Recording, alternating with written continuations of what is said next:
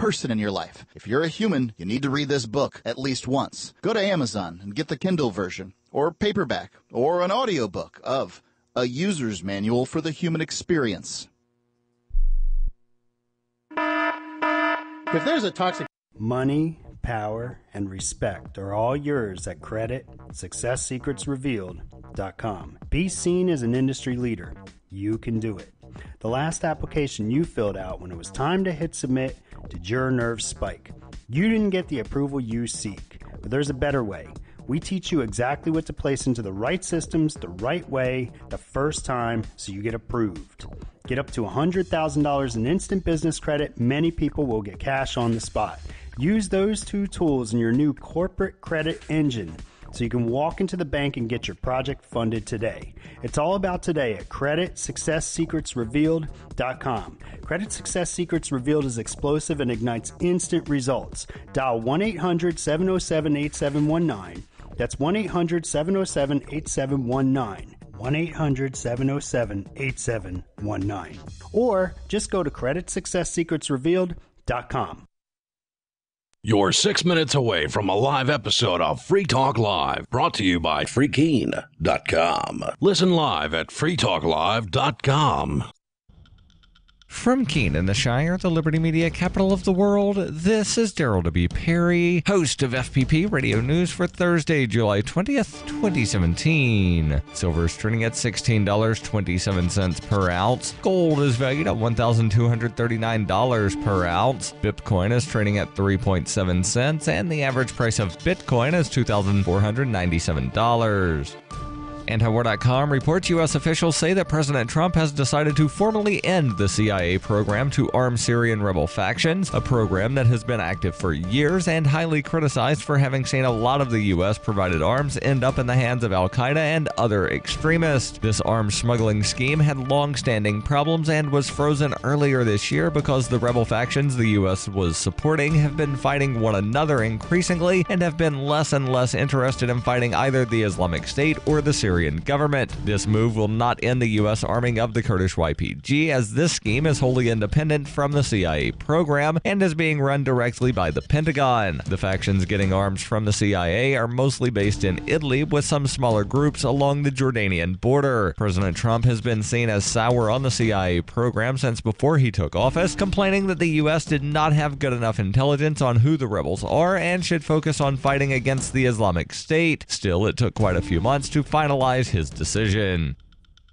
For nearly 40 years, Roberts & Roberts Brokerage has been a trusted source for buying and selling precious metals like gold and silver. They also take Bitcoin for precious metal purchases and have permanently removed the minimum purchase amount for all orders paid in the digital currency. Call Roberts & Roberts today for knowledgeable advice on buying and selling precious metals and a forward-thinking approach to new technologies. 800-874-9760 or visit online at rrbi.co.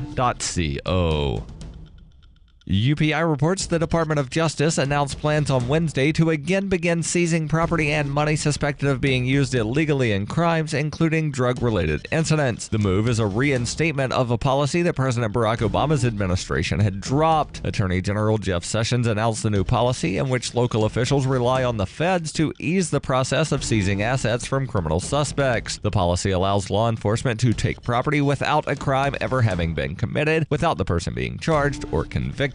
Sessions said at a DOJ event where he was joined by state and local law enforcement officials and prosecutors, "We need to send a clear message that crime does not pay. With this new policy, the American people can be confident knowing that we are following the law and taking action to defund criminals and at the same time protecting the rights of law-abiding people." Sessions said the DOJ will not seize property unless the state involved provides information demonstrating that the seizure was justified from the beginning with probable cause. In addition, the directive said state and local law enforcement agencies must send individual property owners notice within 45 days of the seizure. Public officials and political observers across the political spectrum have opposed seizures, claiming the practice is inconsistent with the Constitution's requirement that guilt be proven beyond a reasonable doubt. 24 states have laws limiting or prohibiting the practice of civil asset forfeiture, but local law enforcement bypassed those restrictions by giving seized assets to the federal government instead of returning them to their owners.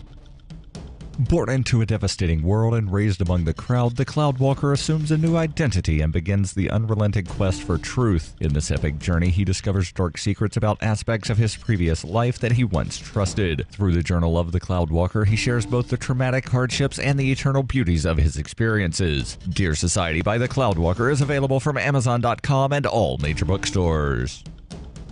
Reuters reports President Donald Trump took Senate Republicans to task on Wednesday for failing to reach agreement on overhauling the Patient Protection Affordable Care Act, commonly called Obamacare, as a new report claims 32 million Americans would lose health insurance if senators opt to repeal the law without a replacement. Trump gathered 49 Republican senators on Wednesday for a White House lunch after a bill to repeal and replace the 2010 Affordable Care Act collapsed on Monday after dissent from a handful of the party's conservatives and moderates. After Trump's exhortation, party members met on Capitol Hill with Vice President Mike Pence to try to come together on a major Republican campaign promise for the past 7 years, undoing former President Barack Obama's signature legislation. After taking a hands-off approach on the healthcare debate last week and suggesting on Tuesday that he was fine with letting Obamacare fail, Trump on Wednesday demanded senators stay in Washington through their planned August recess until they find common ground on a healthcare bill. Trump said at the meeting, "We can repeal, but we should repeal and replace. We shouldn't leave town until this is complete."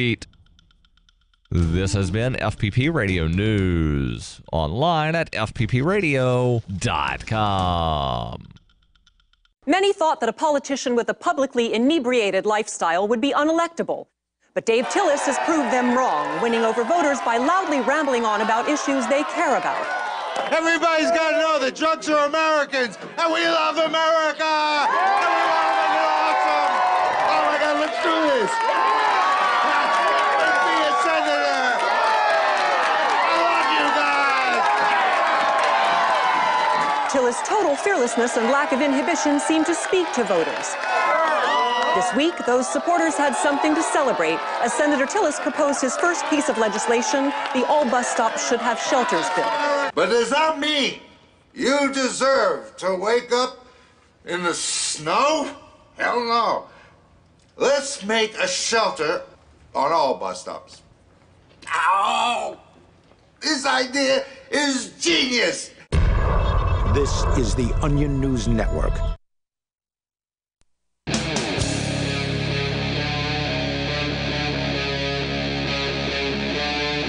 Free Talk Live. This is Free Talk Live. We'll give you the toll-free call-in lines here momentarily where you can join us and bring up whatever is on your mind. The us in studio tonight is Darryl. And Heather. And Chris. And Chris, you've actually got one of these really interesting stories. I saw this on Facebook, I think late last night, and I chuckled, as I often do when I see stories of this sort. This not from the United States, from our friendly neighbors to the north, the great white north of Canada. Actually, I believe Toronto's actually a little further south than we are here in New Hampshire. Really? Yeah.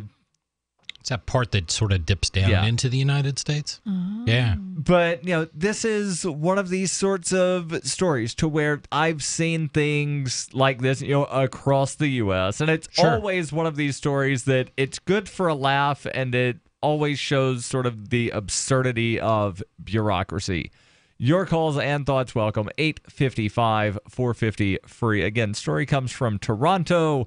And what did this guy do for about 1/100th of the price of what the town government was looking to do and saying they could do it for? He built stairs. Stairs. You heard it here, folks. 1, 2, 3, 4, 5, 6, 7, 8. Looks like it's about 8 stairs. 8 stairs and a little nice little platform. Little landing. Yep. Little landing. Yep.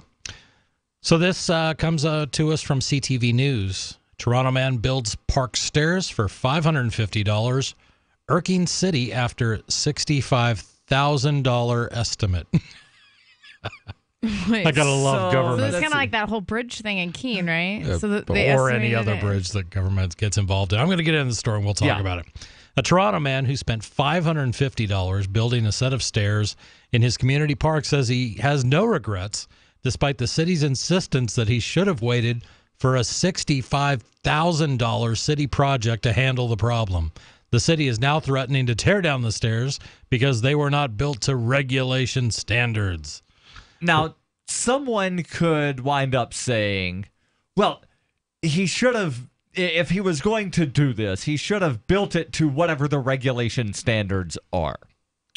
But then you have to, wind up asking a question of, what are the regulation standards? Are the regulation standards just no one but a city employee can build this? Are the regulation standards only a person contracted? Well, we'll get into that in the story, but oftentimes these standards that are followed are international building code standards, for example, that or it could be ADA in the United States. It would be Americans with Disabilities Act standards that said, well, in addition to the stairs, you would be required to create a handicap ramp, and if the slope was, X degrees or greater, then it would have to zigzag back and forth 3 times. And right, and so who knows? What if government just utilize social media, right?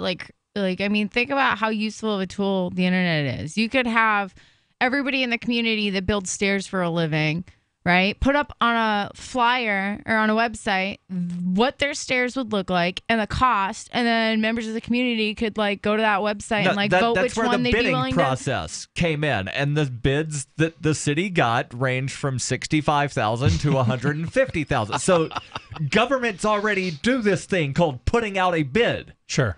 And a request for proposal, yeah. But before we continue in with this thing, it should be pointed out that prior to this man, Adi Ostel, building the stairs himself with the help of one other person, and we'll get to that, this park had no stairs. So it's not like he, repaired a set of stairs that was there and repaired it very badly.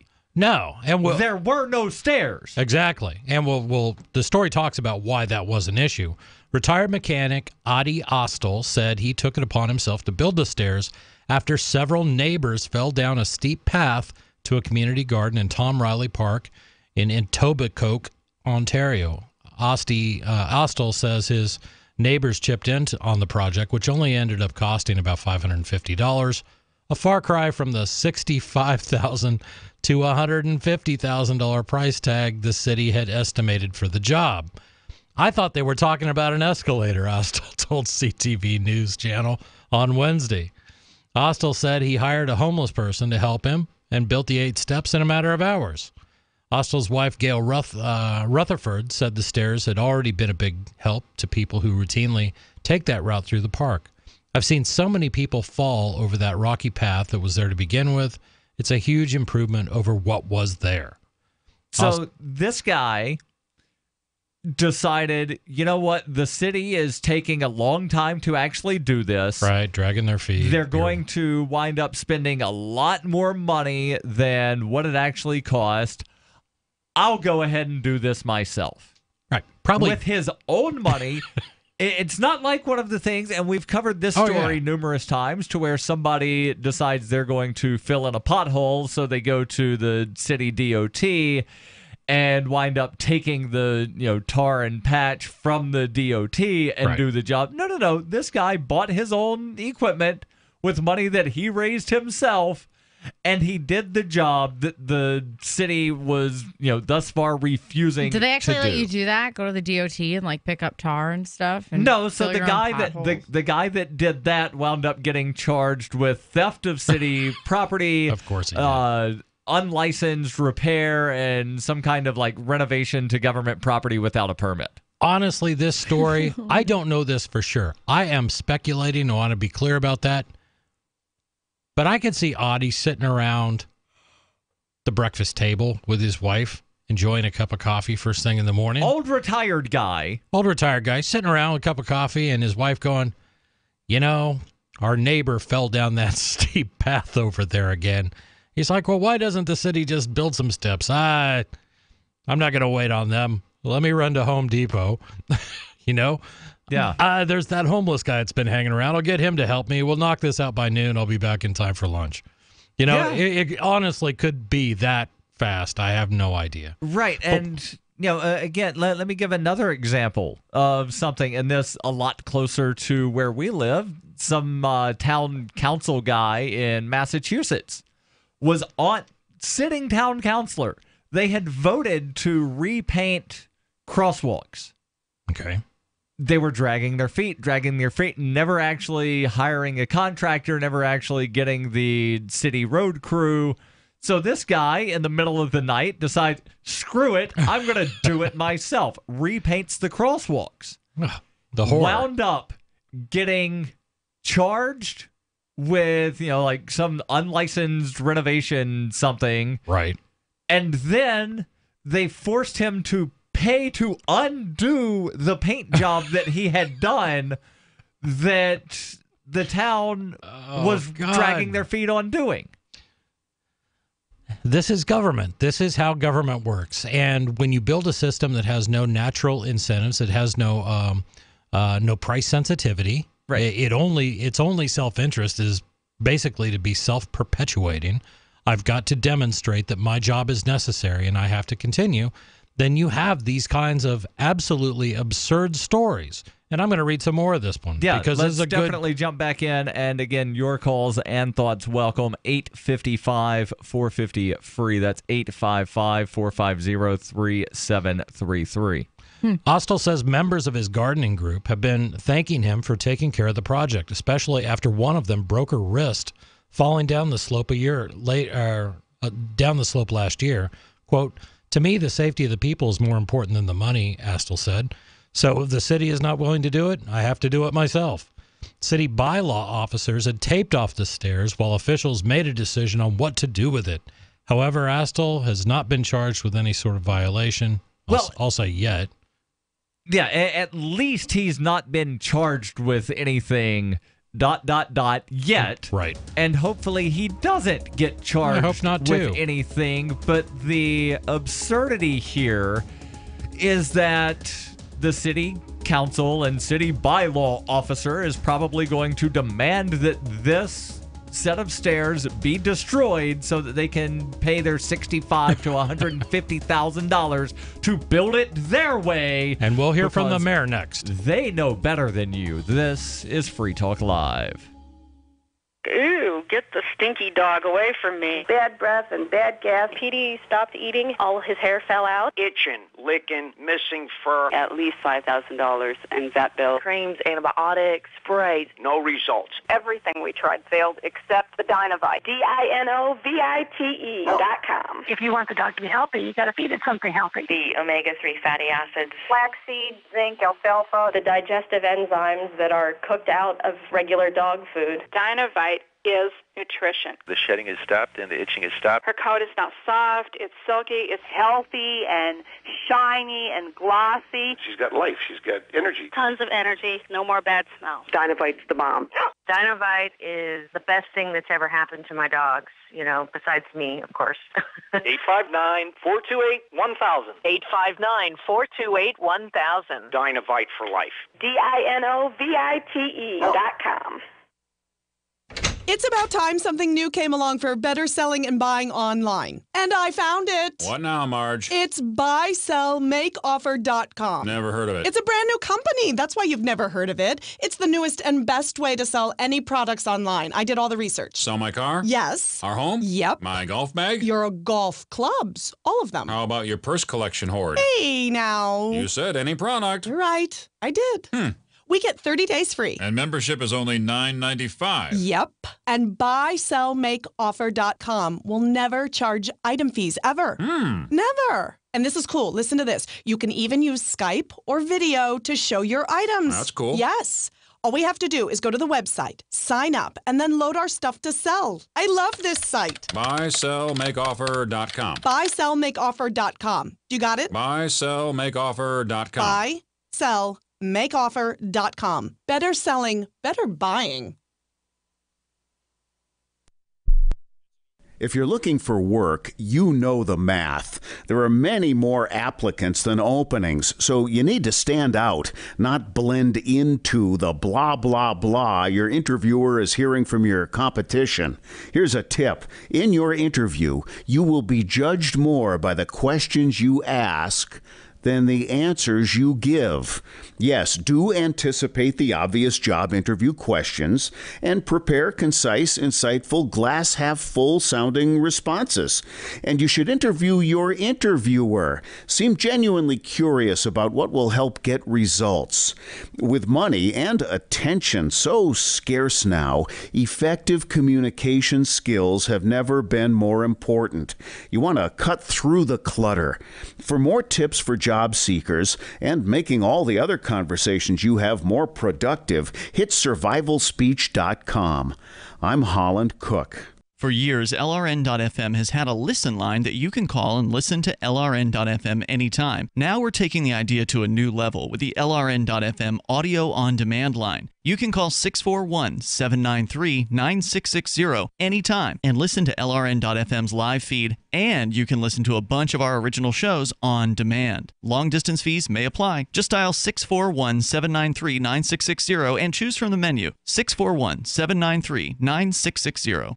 Hi, this is Mark Edge of Free Talk Live. Michael W. Dean's book, User's Manual for the Human Experience, changed my life. In a culture that attempts to turn you into a compliant victim, this book gives you implementable steps on everything from how to be aware of your environment walking down the street to business, to how to handle a toxic person in your life. If you're a human, you need to read this book at least once. Go to Amazon and get the Kindle version, or paperback, or an audiobook of A User's Manual for the Human Experience. What's up next? Visit the Liberty Radio Network program guide to find out at shows.lrn.fm. That's shows.lrn.fm.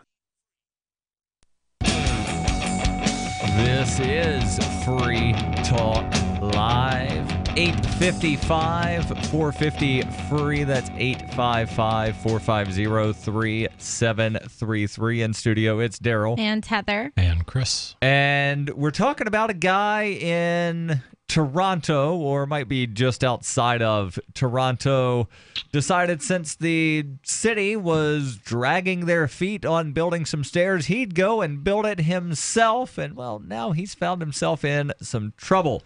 But maybe you want to help build a better financial system, not just for you, but for everyone else. Well, you can get working on that and join Dash. Dash is digital cash. It's a digital money platform designed to replace cash and help people manage their own wealth. It's fast, private, and easy. Fees are low and transactions are fast and can be confirmed instantly. You can pay anyone, anywhere in the world, anytime for just pennies.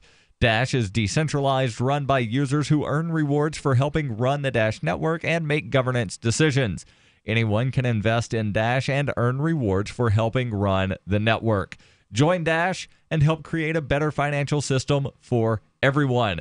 Take back control over your financial future today. Find out more at dash.org. There's a lot of momentum behind Dash, so go right now to dash.org and find out why. Yeah, and we'll jump back into this story. We've been talking about Adi Ostel, our personal hero for today's show. A gentleman who lives, I guess, close to Toronto or just outside of, who saw a place where people were falling down a slope. Tom Riley Park in Etobicoke, yeah. I think is how it's pronounced. It's one of those things to where, use phonics and then you never know which syllable to put the emphasis on. I'm going with Etobicoke. I'm guessing more Indian sounding, but hey, who knows? But anyway, he sees this. His wife's talked about it. People in their garden club have fallen down and broken their wrists. So he's like, you know what? The city's been dragging their feet. I'm just going to go out and build some steps. He builds them for about $550. The city's quotes. City between $65,000 to $150,000. I'm kind of curious to see what this guy's steps look like, though. Oh, I'll show you the picture. Are they like good quality, or are they like just these little? Looks very pictures? Nice. They look good. My only complaint about these stairs, and if I were building a set of stairs, I would have a handrail on both sides. Right. Yeah. So that I could see that being a complaint, and maybe that's what they mean when they say that they were not in compliance with the code. Hey, Adi, put a rail on the other side. Maybe the picture was taken when he wasn't necessarily finished. Like, I'm going to go have lunch now, and then I'll come back and rebuild the other side, and then cease and desist. I don't know. Darryl can put the link up in show notes so people It's can take a already look. in the show notes on the Facebook the town, and if you ask the Twitter. Me, the town should fundraise for the stairs instead of taxing. You know what I mean? I'd take that over that. Or to the point of this story, which I think is if somebody volunteers to fix a problem that everyone's going to benefit from, why stand in the way?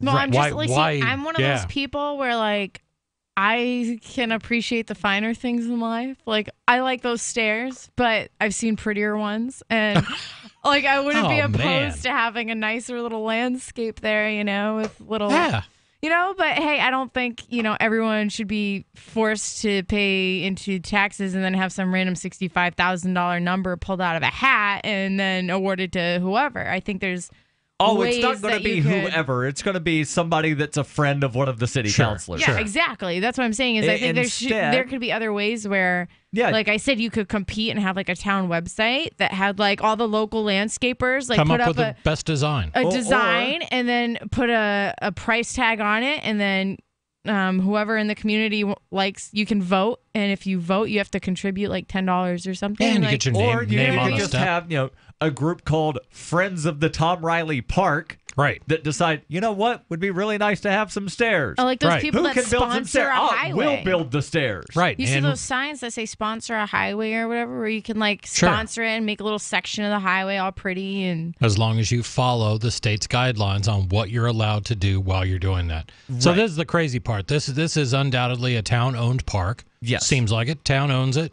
But how'd the town get it? The town bought it with tax dollars, more than likely. We're speculating. It could have been donated. It could have been donated to them or whatever. But the idea of us possessing these public areas, these areas that aren't owned by anybody, you know, they always talk about, or you know, the national park system belongs to all of us. Well, okay, then why do I get charged a $50 fee if I want to go to Yellowstone? Exactly. If I am part owner of Yellowstone, which is the great lie that's told, exactly, then why do I have to pay? I don't have to pay to weird. You know, like go use the bathroom at a place that I'm considered the owner of. Well, all that money goes towards keeping the park up, Darryl. That's the other lie they'll tell you. But if it's federally owned, then technically every American citizen should be able to show their ID and get in there. I disagree completely with that statement, federally owned. I don't think the federal government... I understand what you're saying. That's the myth. I don't disagree with you. And the same sort of thing goes with a lot of these city-owned or state-owned football stadiums that one private organization winds up getting the sole exclusive rights to use. And benefits from. And if you want to show up there, nope, sorry, you've got to fork over a couple $100 for a ticket. Yeah. Even though you're considered part owner because your taxes are paying for it. Well, the problem, the tragedy in all this is that when we do these things, when government owns property, then it scales up or down. It can happen in a very, very small town. It can happen nationwide like we have with our National Park Service.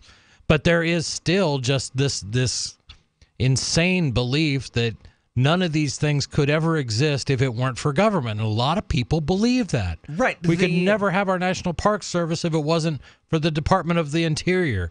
Well, all that land was there before there was a Department of the Interior. Right. And why do you think like governments like I've been doing a lot of like philosophical thinking lately. So like when it comes to like beaches and parks and stuff like that, like why does government come to exist these things and maintain these things? Like how does that occurrence happen? Like, do you know what I mean? Is it just why did they do it? Take it through eminent domain because they can manage it better than you can. Right. And okay, yeah, we but could most people go along with it. You know what I mean? Like the public beaches, for example. I mean, you have private beaches, you have public beaches. One of the most popular things that ever happened was the National Antiquities Act and the national, creation of our national park system under Teddy Roosevelt. People loved it because you're told we are going to preserve all this land for generations upon generations, and it'll be there for all of us to So appreciate. people It's buy for into posterity. the government ownership of it because they believe it, like it's almost like a timeshare. Like they have a stake in it, that they have a share in it. They do. I think people believe in it for that. And That they might also, be why some people buy into it, and then there are other people like because if you were me to and Chris that auction are it off saying, and then it were to only have one owner, right? Let's say you were to privatize it and you were to be like, okay, we're going to auction it off. Now it's going to have one owner. Then now suddenly a bunch of other people that otherwise would have had access to a beach that's no longer not have true. access. That is not true. Ducati Park, the place where Occupy Wall Street started, is a privately owned park that is open to the public. We'll get some legs under that part, that argument after this. Yeah. And your calls and thoughts are welcome. 855-450-FREE. That's 855-450-3733. This is Free Talk Live. Tyler, time to go for our family walk. Just let me nap a little longer. You promised we'd get more active. I know. How come you're so ready to go? It's Superberry's Aronia berries. Aronia what? Aronia berries from superberries.com. They're known for having one of the highest levels of antioxidants that helps with overall wellness. Where'd you get them? I ordered them from superberries.com/radio, and right now we can get a free smoothie recipe book with our order. Plus, we can save $4 at checkout. I can't wait to try them. I'll get the dog. I'll get the kids. Choose health. Eat purple. Superberries.com. Fully cooked, ready-to-eat bacon. I'm talking thick, meaty, center-cut presidential bacon. Savory and delicious. I buy some, I use some, I store some. Awesome. No refrigeration needed with a 10-year shelf life. NASA pack technology. Bacon. Fully cooked, fully hydrated, ready to eat right from the packed bacon or warm and served. Life-saving, ready-to-eat bacon. 10-year shelf life bacon. Ships free at fullycookedbacon.com. Fullycookedbacon.com. Free Talk Live. You guys live in a dream world. No, sir, you're the one that lives in a dream world. You're the one that wants to have a police state in America where you get to determine who can come in and who can't. You want to have border patrols. You want to have checkpoints. You want to let the entire third world into this country? Sir, I'll answer that question by reading a short excerpt from a poem. Maybe you've heard of it. It happens to appear at the bottom of the Statue of Liberty. It was Give about... us your poor, your tired, huddled masses. Great, you are aware of it, yes. Let them come in legally. Oh, come on, the legally, Lou. The legal is such a cop-out. No, hold on a second, because when your ancestors came across, and I don't know what they are, let's say they're Italian. When your ancestors came across, all they did was take you to Ellis Island, screw up your last name, sit you around for 3 days, and then bam, you're out the door. Now legal is a huge pile of paperwork and tens of thousands of dollars. Free Talk Live, 7 nights a week from 7 to 10 Eastern, live on the Liberty Radio Network at LRN.FM. Are you tired of your taxes funding endless occupations around the world? Antiwar.com is run by people who understand that wars abroad become wars at home, wars on our freedoms. Antiwar.com is dedicated to bringing you the latest in news, views, interviews, and reviews from the top movers and shakers in the anti-occupation movement. Antiwar.com has it all, from thorough foreign policy analysis to interviews with whistleblowers who used to run the military-industrial complex. Anti-war, pro-free market. That's antiwar.com. The 3 most important things you can do for Free Talk Live are: 1, share 1 episode a week on Facebook or in some other social networking site. 2, buy the things you buy online through shop.freetalklive.com. 3, give $5 a month to the AMP program. You likely buy all kinds of things online. Amazon is the largest online retailer. You can get what you need at the same prices with free Super Saver shipping by going to shop.freetalklive.com. Please do your online shopping at shop.freetalklive.com. Is spreading the message of liberty, cryptocurrency, and peace around the globe worth $2 per month to you? As you may already know, in addition to our internet feed, LRN.FM broadcasts on free-to-air satellite across North and Central America, as well as Sub-Saharan Africa. And we've been available on satellite for free 24/7 since 2010. The LRN.FM free-to-air satellite signal is reaching some of the most oppressive regimes in the world, and there's no doubt our ideas are making an impact. You can learn more about the channel's impact by watching the 3-minute video at fund.lrn.fm. If you'd like to help free minds globally with our ideas of liberty, cryptocurrency, and peace, you can donate as little as $2 per month via fund.lrn.fm. You can help us continue and expand our satellite broadcast to multiple continents. Visit fund.lrn.fm today, and thank you for your help. Don't forget to share the link on social media. That's fund.lrn.fm. If you enjoy LRN.FM, please contribute to your favorite shows via their websites and become an amplifier at amp.lrn.fm. That's amp.lrn.fm.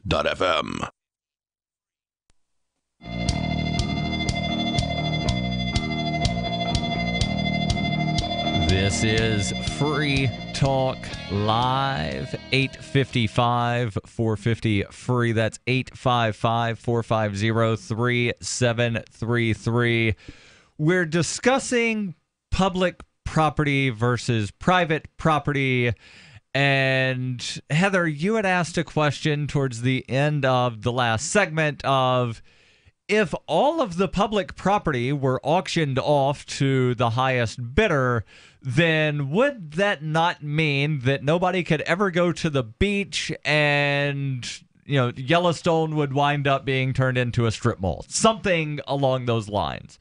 Because then, everything would be private. Nobody wants to, open their land up for people to use. Was that basically your question? No, I didn't say nobody wouldn't open up their land, but I'm saying that, I don't know, if it was privately owned, you'd see, and somebody opened it publicly, you'd get that one person that, or that one heroin addict, for example, that left a needle on the private beach, and the owner's going to be like, all right, sorry, we're closing it off. This is why we can't have nice things. This is why McDonald's doesn't exist, because I can guarantee you there's been a heroin needle left in a McDonald's before, and McDonald's doesn't just close down because, oops, there was a druggie Yeah, but here. McDonald's makes money off of the public. Unless the private owner charged to go to the private beach. Or they could sell you goods and services while you're at the beach. Right. Oh, you want to rent an umbrella so you don't wind up getting sunburnt? We can help you out. You want to buy a hamburger, a hot dog? We can help you out. We've got that at this nice concession stand that exists on our private beach. Yeah, and there's a long history of these things actually working. Never mind the fact that we have theme parks. Right, and then there's also the claim that... Those are all privately owned, right? Yes. Well, mostly there might be one or two somewhere that are owned by some government entity, but we're also told this great lie that arts would not exist without the National Endowment for the Arts. But yet, most art museums are either completely privately run, or they get such a small amount of funding from the National Endowment for the Arts to where it's minuscule and they could survive without that money. The same thing would be true of public spaces. And again, I mentioned Ducati Park, which is, that famous park famous for hosting the Occupy Wall Street thing. That was private land where the owner of that park said, yeah, you can have your rally thing here. And I'm going to bring up another example because this to me brings up a couple different points about privatization. Right. So back in I'm going to get dates wrong. Somebody can correct me if they wish, or they can just go Google what I'm going to talk about, but it's going to be the Oregon sea lion caves. Okay. In the state of Oregon. There's no better place for the Oregon sea lion caves, by the way, than the state of Oregon. Yeah, that's okay. They're just called the sea lion caves. What would be confusing if the Oregon sea lion caves were in Michigan? Exactly. But the sea lion caves are in Lane County, and they're on the coast, and it's one of those touristy things that if you lived in Oregon and if you ever went by there on the coast, your parents probably stopped there at some point. Yep. Everybody kind of knows. They smell to high heaven, but it's really cool to see the animals and to do that. But it's got a really interesting story behind it. And the story was this. Back in the early 1900s, fishermen felt that sea lions were a nuisance. They were getting tangled up in their nets. They were basically affecting their catch. All right. And they figured, well, the best way to deal with that, we've got to get our senators and state legislators to put a bounty on sea lions. So they did, and they nearly hunted these things into extinction. Where was this? In Oregon. Nearly hunted sea lions in Oregon into extinction. But this one guy thought they were pretty cool, and he happened to own a bit of land that had all these caves along the coastline that sea lions like to hang out in. All right. So basically what he said was, you know what?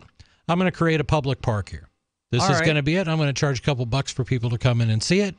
And you can come in, you can buy food to feed the sea lions, you can do all this sort of stuff. And it basically single-handedly reversed the downward slide of the sea lions' demise by providing a safe place for them to live and to breed. And now, was that bounty that was put out that was paid for by taxpayers, right? Yes, of course. Government. Okay, so not only did it solve the seal issue, that it solved the money issue. Absolutely. So it was just really interesting, and that thing is still there to this day. And, you're going down the Oregon coast, at some point you're going to see sea lion caves. See, I thought you were ahead. going somewhere different when you mentioned the bounty, because I had read something, I forget what it was in, I think it was England, back 200-300 years ago, where there was something, it was India. When the British had taken over India, they were, there's too many cobras. And so they put out a bounty for cobras, and people started breeding the cobras so that they could then kill the cobras that they had bred and go get the bounty. Nice. But the other thing, I'm sure you had a rat explosion that, rat populations explode when they start killing snakes. And there's all kinds of unintended consequences. What happened, there were actually more snakes after the thing, because the Brits realized, wait a second, these people are breeding the snakes to collect the bounty. They weren't killing the snakes that already existed. Right. So that's where I thought you were going with the sea lion, was this guy started breeding the sea lion so he could get the bounty, but he gave them a sanctuary. Yeah. He set up a sanctuary city for sea lions. He did, and he sells tickets, and he sells T-shirts and everything else.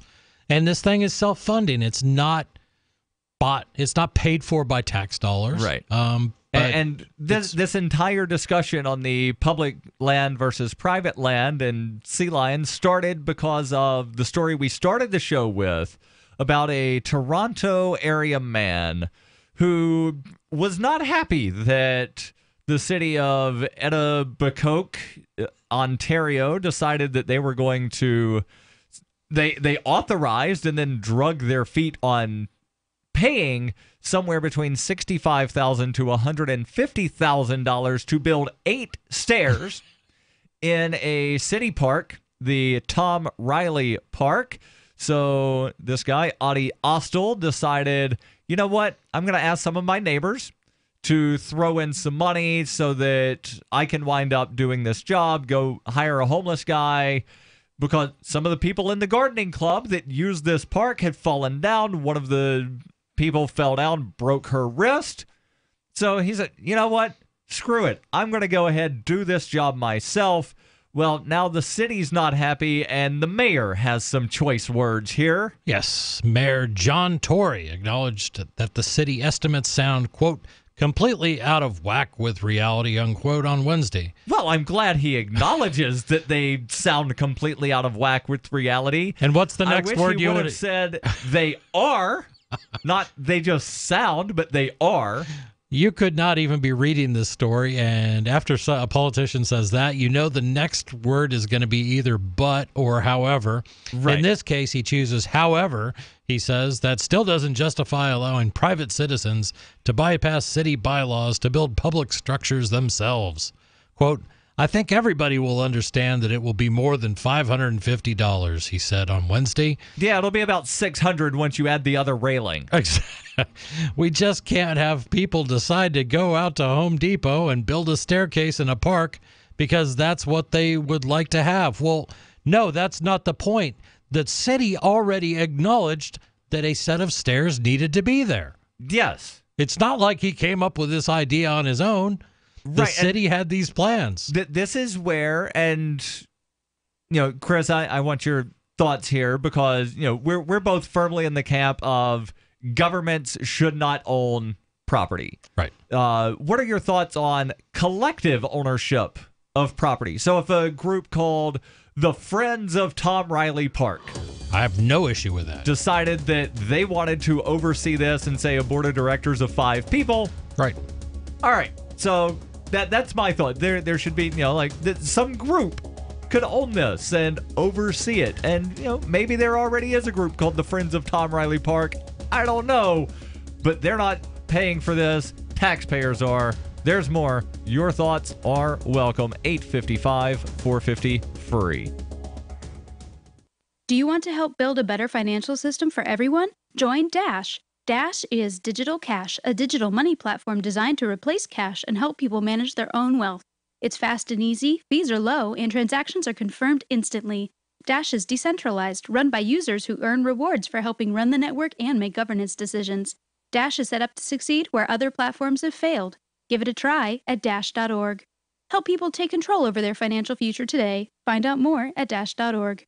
Imagine, if you will, a virtual world, a symbiotic economy with its own currency, where you can barter your services with others. Symbi.com is a marketplace of real people exchanging skills and services, from web developers, marketers, video production specialists, and teachers of all sorts, to gaming consulting or fitness coaching. Symbi.com is a vast world of people trading freely. Take my word for it, it's an adventure you can't afford to miss. Simbi.com.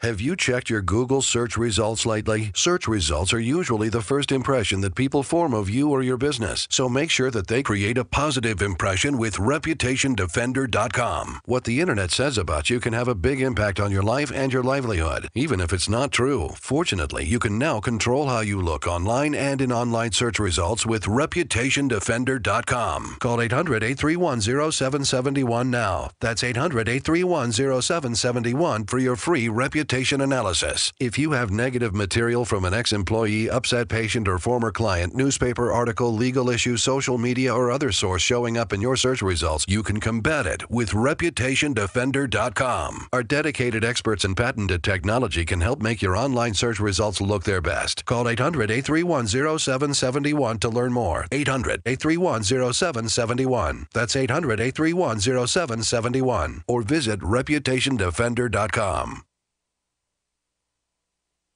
I've been told no in many different ways. I give you an order and you're going to obey it. George, you can go this way. You can do that and you have to leave here. You cannot bring signs into the rally. Walk with me. Well, I'm comfortable here, actually.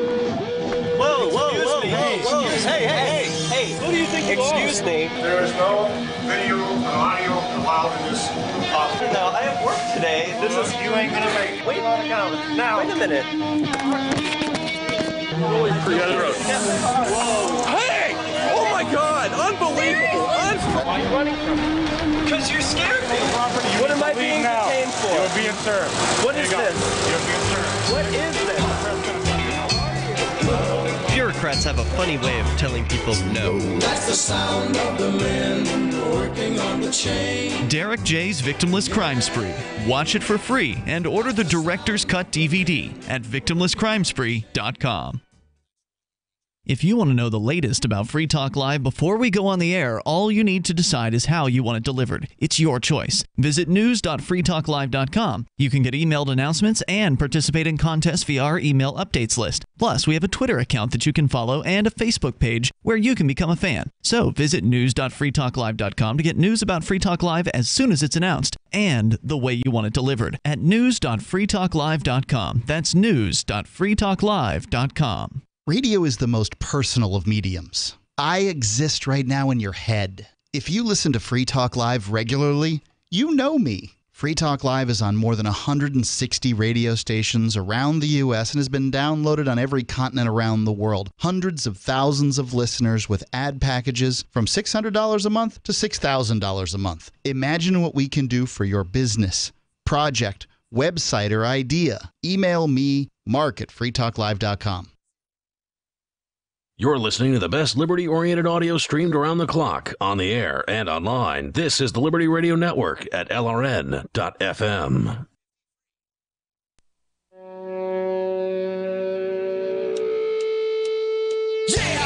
This is Free Talk Live, 855-450-FREE. That's 855-450-3733. We're talking about this guy in the Toronto area, Adi Ostel, who decided, instead of waiting on the city to stop dragging their feet and ultimately spend somewhere between $65,000 to $150,000 to build 8 stairs and possibly a landing. Not sure if he built the landing or just the stairs. He took it upon himself to raise the money and go spent $550 on supplies and hiring an assistant to help build the stairs. We'll get back into the story.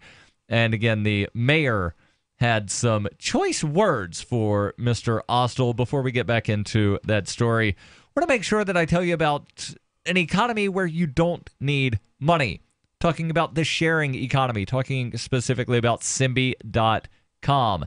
It's a sleek, easy-to-use marketplace where you trade your talents for other people's services and abilities. You can forget the old economy. This is your economy, Simbi.com. You won't believe the diversity of services on Simbi.com. There are hundreds of thousands of people who are acting within the symbiotic economy. Go open an account at Simbi.com. That's SIMBI.com.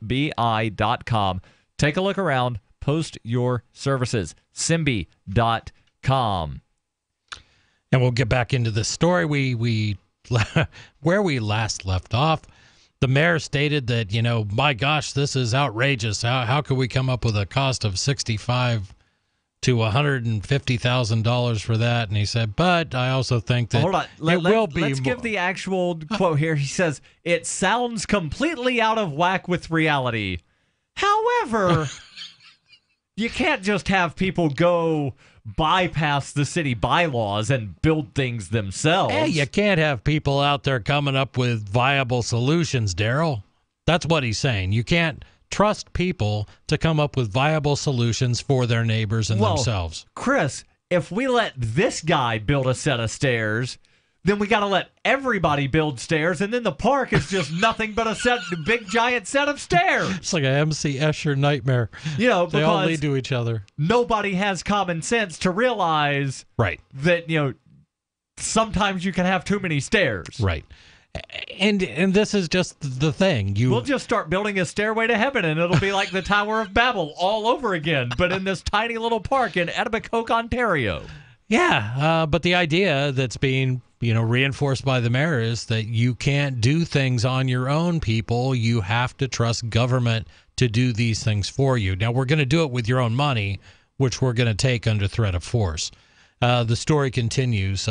Again, from CTV, and this has been shared on the Facebook and the Twitter for Free Talk Live. Excellent. I think everybody will understand that it will be more than $550, he said on Wednesday. We just can't have people decide to go out to Home Depot and build a staircase in a park because that's what they would like to have. Right. He pointed out, we need to let them go to Lowe's and Aubuchon and 84 Lumber and the other ones, but stay away from Home Depot because reasons, I guess. Right. He pointed out that the park already has an accessible path for those who worry about falling down the incline. So why authorize between $65,000 to $150,000 to build a set of stairs where this guy built some stairs if there's already a path, Mayor Tory? Oh, you're trying to interject logic here, Darryl. Stop it. Who worried about falling down the incline, which is essentially a shortcut from the parking lot to the garden area. Well, I'm sorry if you're an elderly person and you're going to work on this garden in this park. You probably do want to drive there, and you probably want to take the shortest possible path to get there. Wait, I have a question. What's wrong with this as a solution? I have a question. Go ahead. Okay, so all this is making me think about like government-owned lands and stuff like that. So, and then the theory you talked about the guy with the seals and how that turned out to work. And not a theory. What do you call them? Facts? No, the amusement parks and stuff. So I'm seeing all these privatized, ways that certain things work. How would you go about, like, if government currently owns something or it's under government control, how do you go about, who decides? Do you let government decide who gets to privately own it? And is that the best solution? I think you sell it off to the highest bidder. Right, but then the question is, who oversees the auction? You've got to have somebody oversee an auction, Chris. True. But I'm thinking. Give me the name of the auctioneer because centrally planned liberty. All right, there you go. If you have like, let's use a real example. Let's say Yellowstone National Park. Okay. Congress has let's say decided. Tom Riley Park, which is the park we're talking about in Etobicoke, Ontario. It's in Canada. Our laws don't apply there, Darryl. Okay, let's talk about Ashwaylet River Park. That's about half a mile from the LRN studios. Okay, fair enough. I run through there maybe we would 4 sell the times a park week. to somebody. And maybe they'd sell it to the highest bidder in America. Well, we could do a couple different things. Right. So here's a couple things. Number one, Isn't China sell the park to the highest bidder, and we would not deny foreign bidders. So yeah, maybe the Chinese would end up owning the park. But what incentive would they have if they didn't figure out a way to monetize it? But is government almost like in a sense? Well, like if you could opt out of paying taxes, then it would be voluntary, right? So then you could say government is kind of like group insurance. So if everybody still paid into taxes, then it would make it so that they had more purchasing power and they could purchase more as a dues-paying member. You know what I mean? So like if we pay a bunch of taxes and that money is used to purchase land in another country, right, that goes up for private auction. Isn't that kind of what China owns, a lot of rental and real estate property and stuff like that in America, I heard? The Chinese own a lot of property here because they see it as the potential to make more money, because it's a good investment. If I invest $10, then later on I will get 20. But you see what I mean, though? Like if people could opt out of paying the taxes, and then it would just be like the remaining people that still paid in, and that would be their purchasing power, almost like group insurance. So you're saying that if we magically waved a wand and tomorrow there were no more taxes? No, there were taxes on like you'd have to obviously like overhaul like the current system, but if there was a way that people that wanted to live off grid and not, partake in the sign me up. You know what I mean? Then let them do that. Okay. And then the people that wanted to continue to pay would get the the scenario as I'm hearing it, government essentially would just be more of like a financial firm. If you don't want to participate, Chris, then you could just stay on your property forever for the rest of your life, have no human interaction. You don't get to travel on the road because once you look at the road, you have to pay to use the road. Okay. So you've got to stay on your property, can have no human interaction. You can only eat what you can grow and, the animals that can live on your property. That's taking it to the nth degree. I think there's all sorts of... Right, but what she's saying is if you don't want to participate in society, you don't have to, but you don't get to use any of the benefits of what society built. Is that your contention? I mean, the way I would look at it is like you could probably, I imagine society would be like, yeah, you can use the roads, but you're going to have to apply with the rules of the road. And if you don't, you get pulled over. Like you're going to, you know what I mean? Like you can't be like, oh, I got pulled over for a seatbelt or drinking and driving or whatever. Like if that's the rule for the people that are paying for the road, then you're going to have to adhere to their rules. You may not have to pay for it if they don't mind you using their roads. I would have no issue whatsoever paying an annual road fee. If it were a New Hampshire road fee, okay? Yeah. Yeah, I can drive on any of the roads I want, but I have to pay, $200 a year. $200,000. It is kind of based on our numbers, like if you're gonna not contribute anything to society, but then you're gonna drive on a road you didn't pay for. That's you're implying that government contributes something to society, and the people that elect to get outside of government don't. Situation if taxes were voluntary and people that wanted to live off grid and collect rainwater and do their own thing, they could do that. You know what I mean? Like, I'm all about that. Like, people that want to, Oh, I understand. But I also think we need to insert a little bit of realism into the conversation. There will... realism. Well, it's ostracization. Isn't that what the voluntary society is all about? Is like ostracizing people? I'm saying the likelihood of it happening. What I see much more likely is something happening on a very small level, maybe at a town level, a village level. You know what I mean? That would be at first. It has to demonstrate that things like this can work, that voluntary societies can do things. I could see, maybe not the city of Keene, but one of the neighboring towns here in New Hampshire deciding, you know what, this municipal park, we're just going to wind up selling it off to the Friends of the Park organization and let them just go ahead and take care of it because they're the ones taking care of it anyway. Right. Take it off our budget. We're not going to pay our parks department to continue to take care of it. Perfect. Your calls and thoughts welcome. Public land, private land.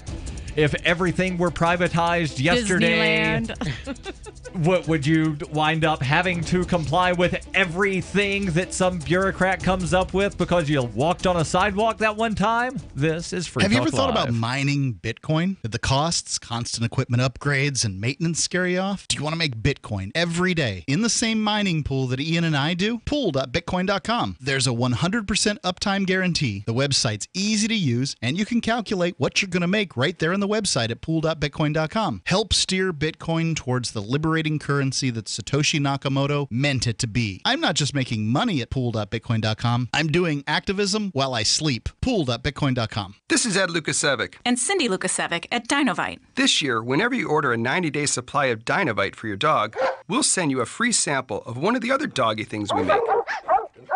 Like Liquid Chops, Super Mega Fish Oil, or Doggo Suds Shampoo. What's on your dog's wish list? We'll offer a different freebie each week at Dinovite.com. Don't you just love the sound of healthy, happy dogs? Dinovite is nutrition. Dinovite for life. DINOVITE.com. This Your Family Today tip is brought to you by Nestle Pure Life Water, helping you drink better and live better by providing a zero-calorie alternative to sugary drinks. Visit us at nestle-purelife.us.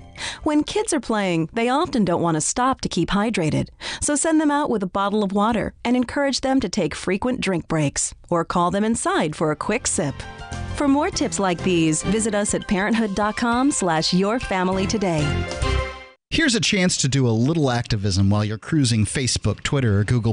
Between the LOL cats, the recipes, the hot girls, and the inspirational sunrise memes, Free Talk Live's posts pass by your newsfeed. Like them, comment. It gives us more exposure. If you don't see our posts, click like at facebook.freetalklive.com and then hover over it to click Get Notifications. It's an easy way to spread the ideas of liberty a bit further. I know you're busy, but you can spare that 1/10 of a calorie it takes to click on something. Facebook.freetalklive.com. You're listening to the live edition of Free Talk Live. Hour number 2 is next after the news here on the Liberty Radio Network at LRN.FM.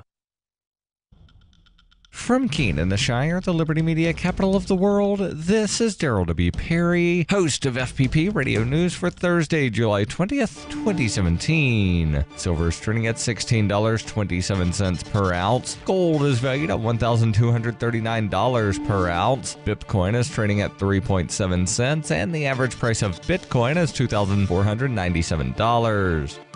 Antiwar.com reports U.S. officials say that President Trump has decided to formally end the CIA program to arm Syrian rebel factions, a program that has been active for years and highly criticized for having seen a lot of the U.S.-provided arms end up in the hands of al-Qaeda and other extremists. This arms smuggling scheme had long-standing problems and was frozen earlier this year because the rebel factions the U.S. was supporting have been fighting one another increasingly and have been less and less interested in fighting either the Islamic State or the Syrian government. This move will not end the U.S. arming of the Kurdish YPG, as this scheme is wholly independent from the CIA program and is being run directly by the Pentagon. The factions getting arms from the CIA are mostly based in Italy, with some smaller groups along the Jordanian border. President Trump has been seen as sour on the CIA program since before he took office, complaining that the U.S. did not have good enough intelligence on who the rebels are and should focus on fighting against the Islamic State. Still, it took quite a few months to finalize his decision.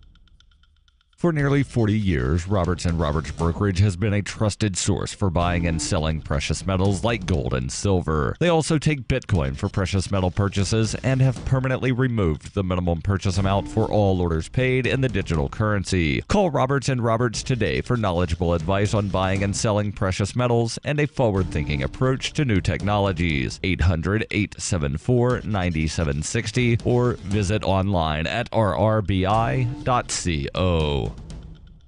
UPI reports the Department of Justice announced plans on Wednesday to again begin seizing property and money suspected of being used illegally in crimes, including drug-related incidents. The move is a reinstatement of a policy that President Barack Obama's administration had dropped. Attorney General Jeff Sessions announced the new policy in which local officials rely on the feds to ease the process of seizing assets from criminal suspects. The policy allows law enforcement to take property without a crime ever having been committed, without the person being charged or convicted. convicted. Sessions said at a DOJ event where he was joined by state and local law enforcement officials and prosecutors, "We need to send a clear message that crime does not pay. With this new policy, the American people can be confident knowing that we are following the law and taking action to defund criminals and at the same time protecting the rights of law-abiding people." Sessions said the DOJ will not seize property unless the state involved provides information demonstrating that the seizure was justified from the beginning with probable cause. In addition, the directive said state and local law enforcement agencies must send individual property owners notice within 45 days of the seizure. Public officials and political observers across the political spectrum have opposed seizures, claiming the practice is inconsistent with the Constitution's requirement that guilt be proven beyond a reasonable doubt. 24 states have laws limiting or prohibiting the practice of civil asset forfeiture, but local law enforcement bypassed those restrictions by giving seized assets to the federal government instead of returning them to their owners.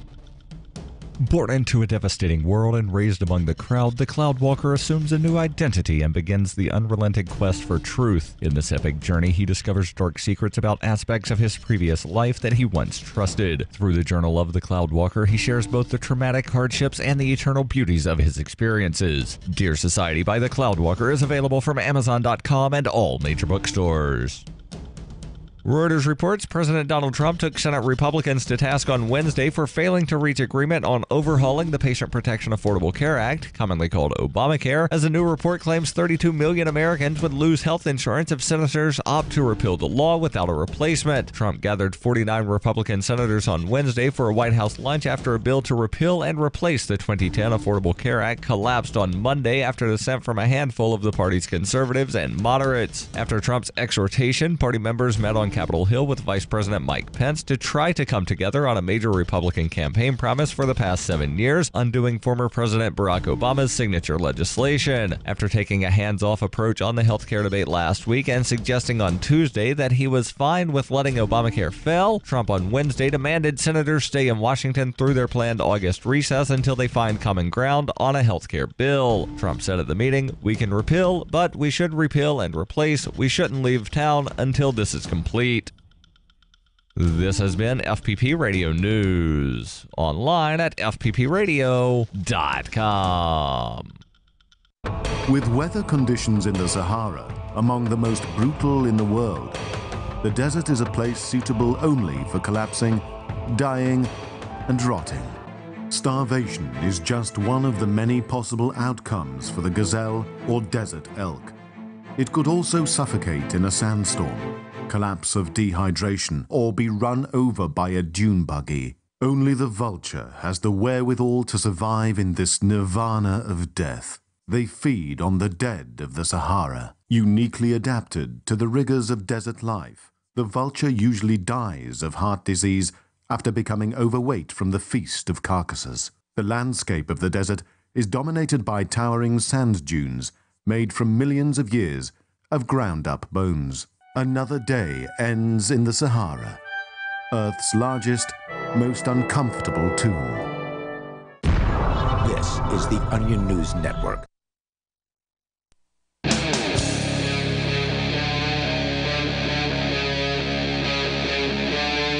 Free Talk Live. This is Free Talk Live, kicking off hour number 2 in studio. It's Darryl. And Heather. And Chris. And Chris, we're going to talk about one of your most favoritist people in the whole wide world. Gosh, how lucky can I be? I know who you're going to say. Oh, wait, which one? It's one of transportation pioneer Elon Musk. Oh, okay. The Washington I thought you were going Post somewhere else. has the article, says that Musk has been known to talk big and sometimes overpromise. No. But the Tesla chief and rocket builder took it up a notch Thursday, offering a tantalizing but so far undocumented announcement that his tunnel boring company, that, by the way, I had no clue he had one. Oh, really? Apparently he has a tunnel boring company called The Boring Company. Yeah, that's active in California. He claims, and again, Washington Post says that he's offered the tantalizing but so far undocumented announcement that his tunnel boring company had received a verbal agreement from the government, or rather a verbal green light from the government, to build a super high-speed pod and tube transportation system that he calls the Hyperloop to travel between the District of Criminals and New York City. He posted on Twitter, just received verbal government approval for the Boring Company to build an underground New York, Philadelphia, Baltimore, D.C. Hyperloop, New York to D.C. in 29 minutes. Okay, stop. You're telling me. And listen. Well, no, that's okay. If maybe if you're Elon Musk and you are actually that big of a crony that you can make a few phone calls and get approval from, the state of Pennsylvania, yeah, no problem. Make sure. This is not just approval from Pennsylvania. This is D.C., Maryland, Pennsylvania, New Jersey, and New York. Piece of cake. When you got the kind of cheddar that he does, and you know that he is going to make all sorts of promises like, I'm going to bring 10,000 jobs to your congressional district. And, we'll provide some kickbacks, with the federal money to some of your favorite friends in construction and things like that. Some of these 10,000 jobs to the district might just be temporary jobs. Oh, no, they'll be green jobs, Darryl. This is all about green.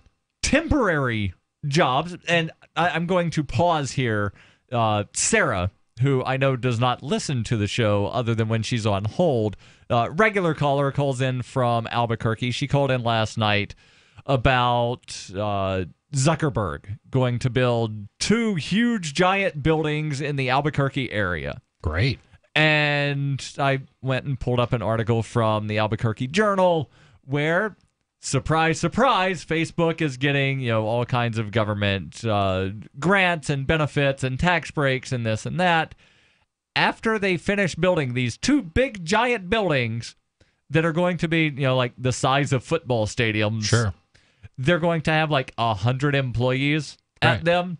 But they're expecting to have close to 1,000 construction workers build these things. So I can almost guarantee you, Zuckerberg says there's going to be thousands of jobs here. Thousands of jobs created. Can I have one? Yeah. You want to go to Albuquerque and get a job with one of the, connected construction companies to build a thing. And then after you're done building the thing, now that's not a job that was created anymore. And this is an interesting point in history to live, because now we look back at all these government-sponsored boondoggles, and there's hundreds of them you can look at. You can look at everything from football stadiums to, bridges to railroads, all sorts of things that, all the benefit that's gonna come from all this. And you find out that they never live up to their promises. They never will.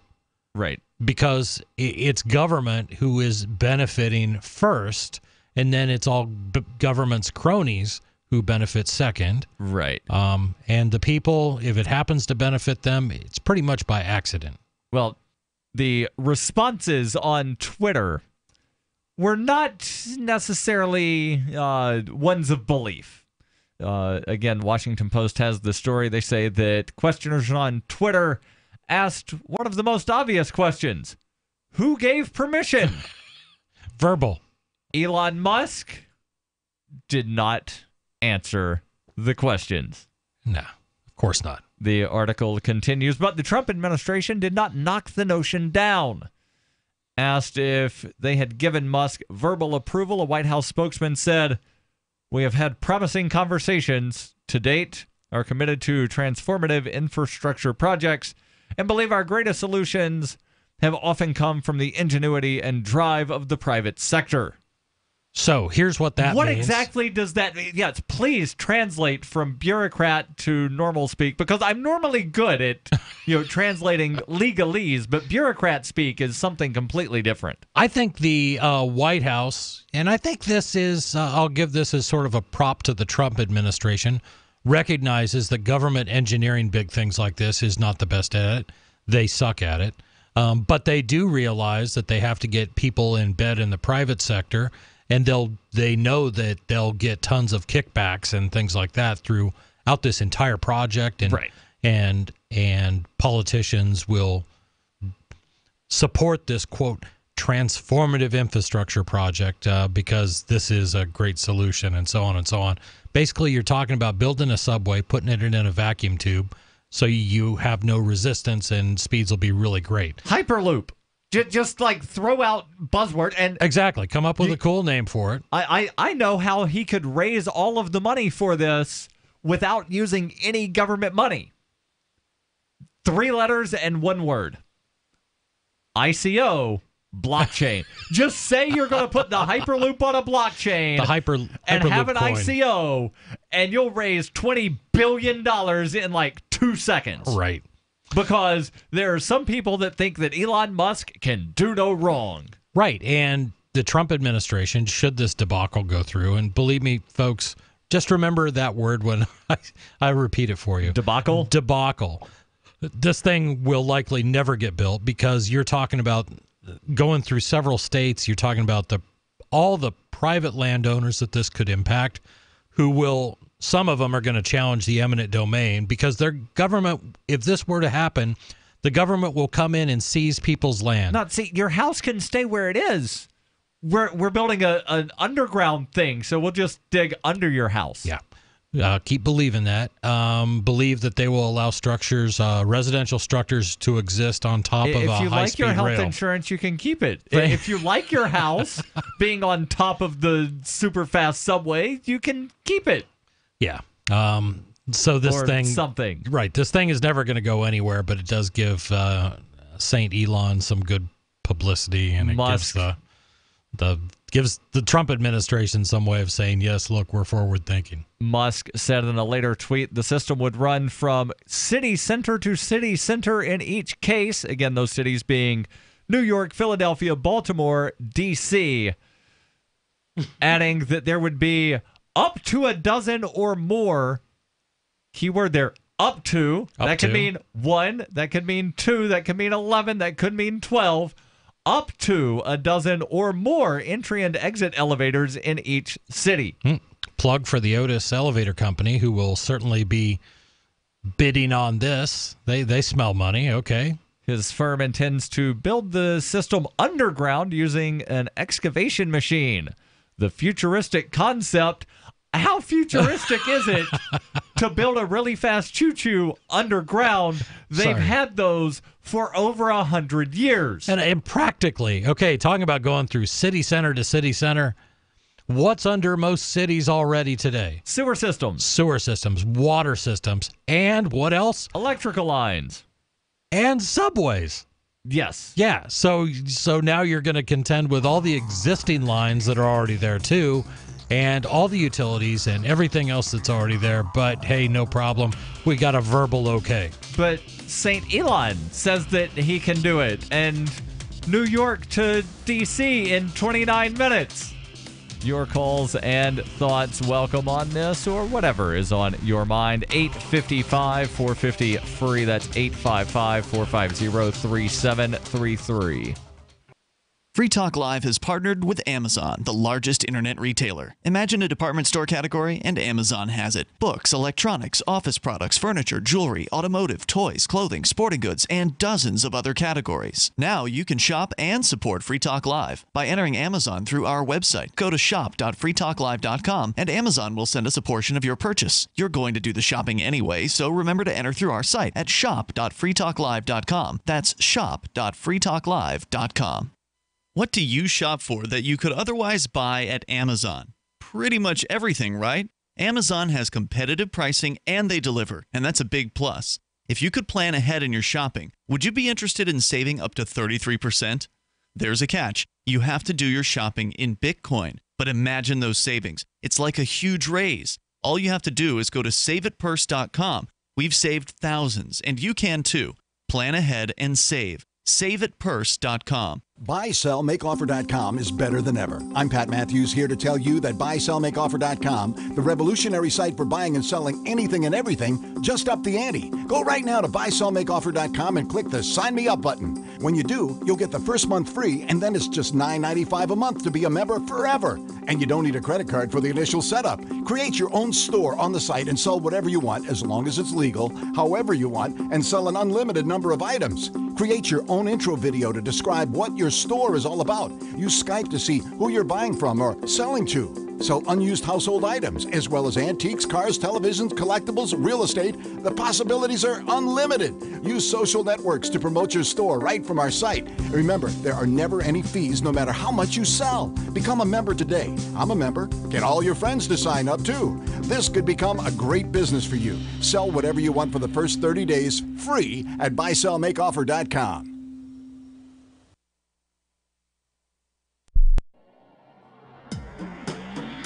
Free Press Publications is an independent, alternative media and publishing company founded in June 2009 with the mission of ensuring a free press for the freedom movement and is committed to spreading the message of peace, freedom, love, and liberty. FPP also gives new authors an avenue for publishing freedom-oriented material.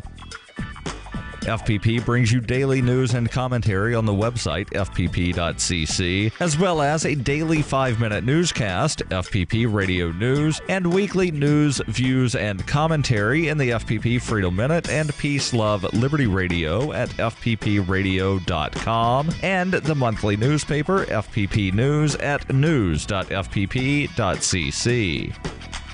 Find FPP online at fpp.cc. That's fpp.cc, as in Creative Commons.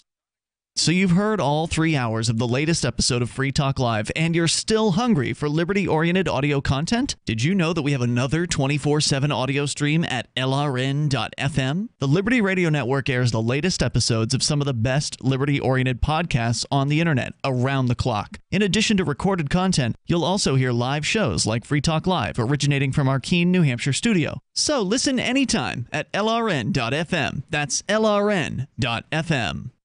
What do you shop for that you could otherwise buy at Amazon? Pretty much everything, right?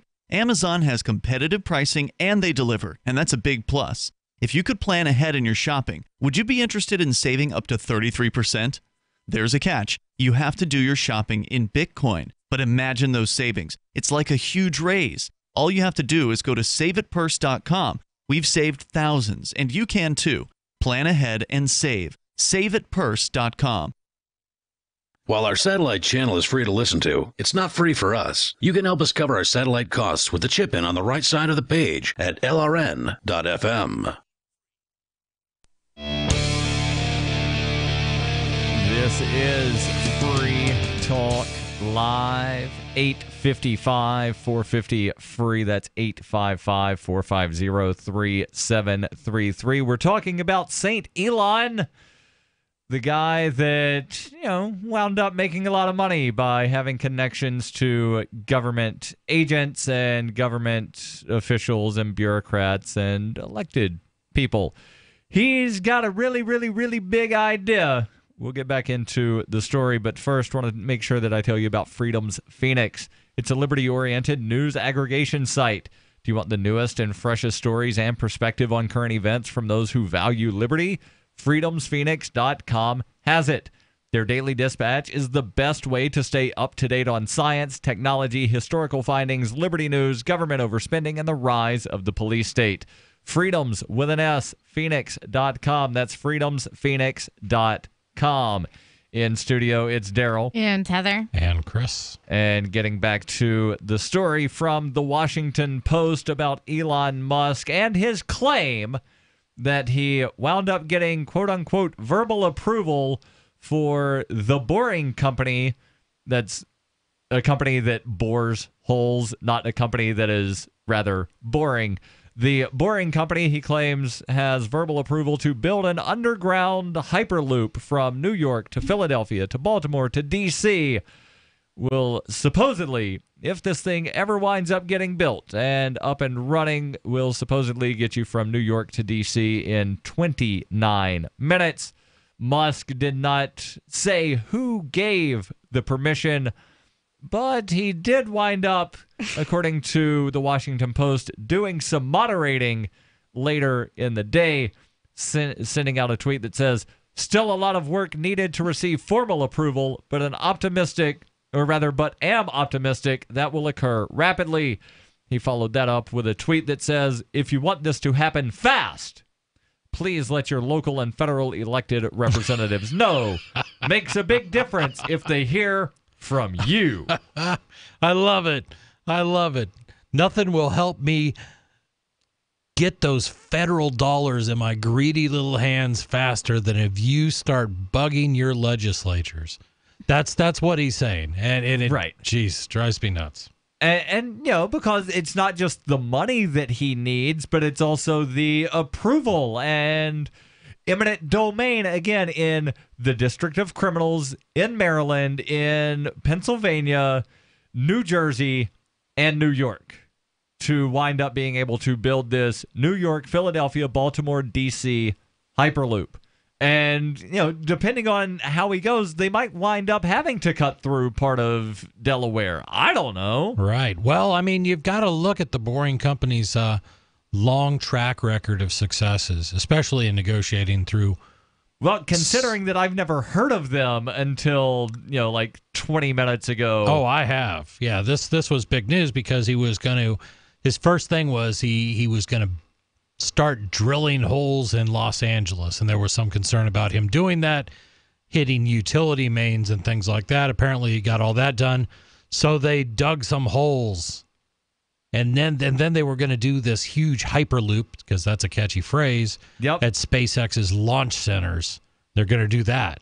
Ooh. Now, I think the common thread in here is nobody, St. Elon has not yet put a train into any of these holes. He hasn't really even proven that his big, new, fancy, boring excavator, which he keeps talking about, can scale to any amount of size. It's hype. And folks, it's hype. He needs a blockchain and an ICO. It's hype only designed for one thing, and that is to get government support, government contracts, government kickbacks, government sweetheart deals, and government money. Don't forget that this guy so far is the recipient of $4.9 billion of taxpayer money for all his schemes, none of which are profitable. So we can talk about Tesla.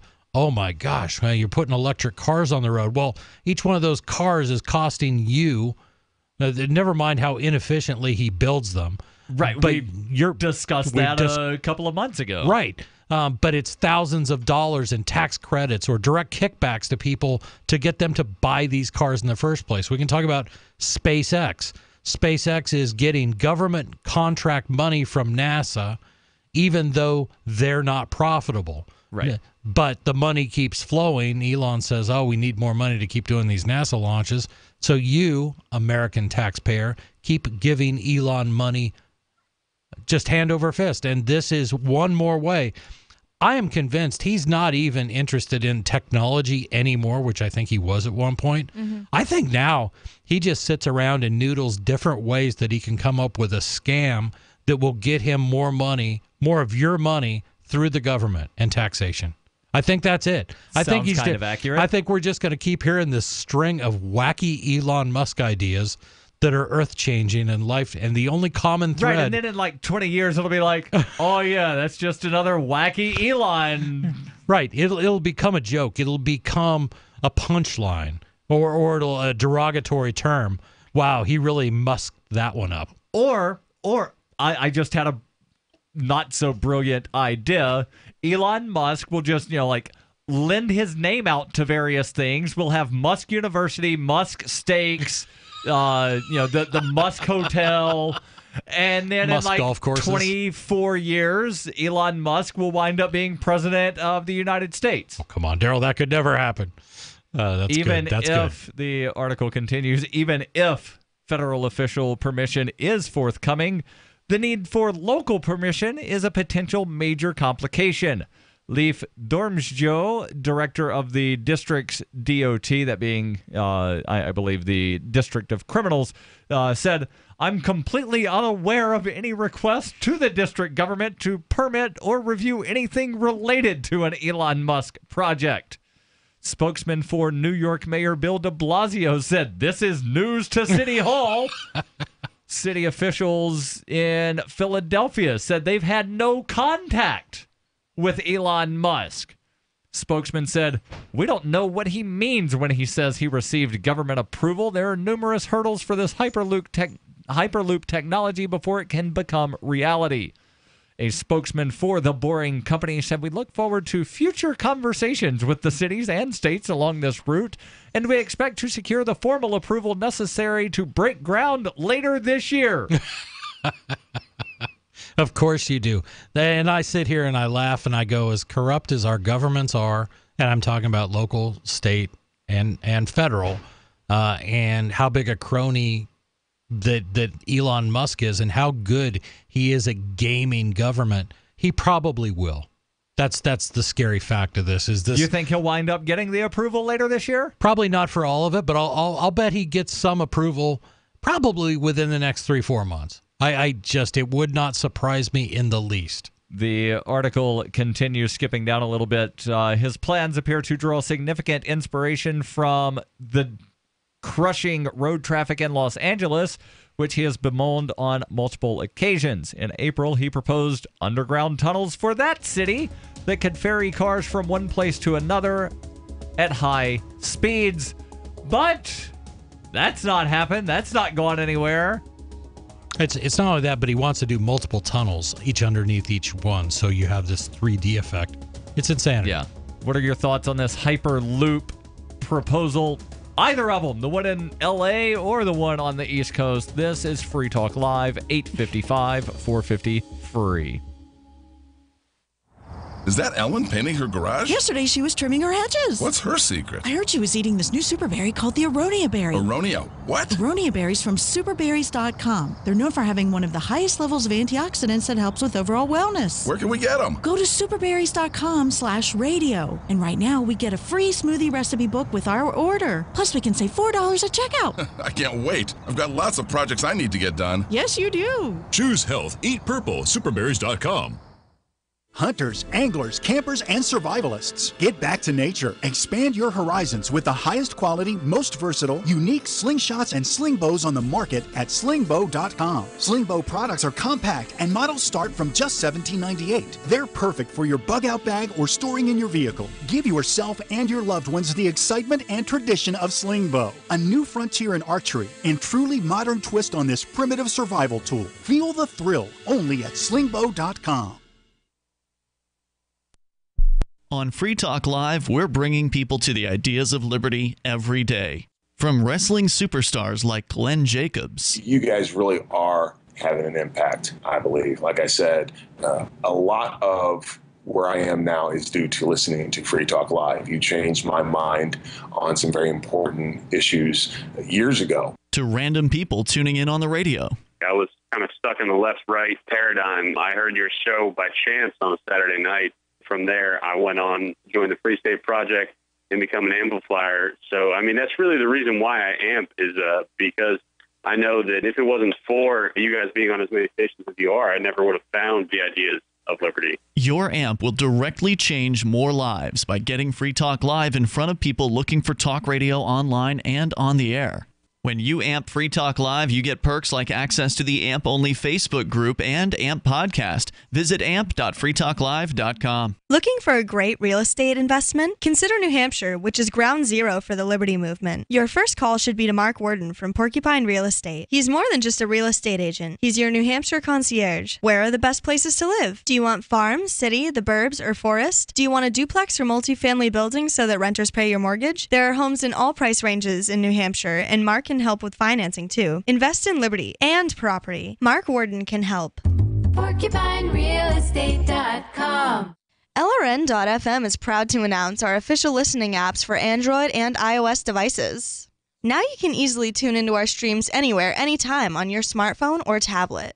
Just visit apps.lrn.fm or search for LRN.FM in the Android or Apple app stores. Please download, rate us 5 stars, then share the link on your social media, and let your friends and family know how you're listening to LRN.FM. Download it now, free, at apps.lrn.fm. Money, power, and respect are all yours at creditsuccesssecretsrevealed.com. Be seen as an industry leader. You can do it. The last application you filled out when it was time to hit submit did your nerves spike. You didn't get the approval you seek, but there's a better way. We teach you exactly what to place into the right systems the right way the first time so you get approved. Get up to $100,000 in instant business credit. Many people will get cash on the spot. Use those 2 tools in your new corporate credit engine so you can walk into the bank and get your project funded today. It's all about today at creditsuccesssecretsrevealed.com. Credit Success Secrets Revealed is explosive and ignites instant results. Dial 1-800-707-8719. That's 1-800-707-8719. 1-800-707-8719. Or just go to creditsuccesssecretsrevealed.com. Do you love Twitter? Make sure you favorite the LRN.FM Twitter account so you can receive our tweets at twitter.lrn.fm. That's twitter.lrn.fm.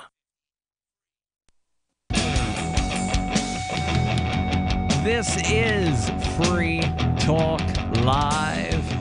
855-450-FREE. That's 855-450-3733. In studio, it's Darryl. And Heather. And Chris. And we're talking about this boondoggle debacle project thing that may or may not ever actually wind up getting off the ground or under the ground, as the case may be here.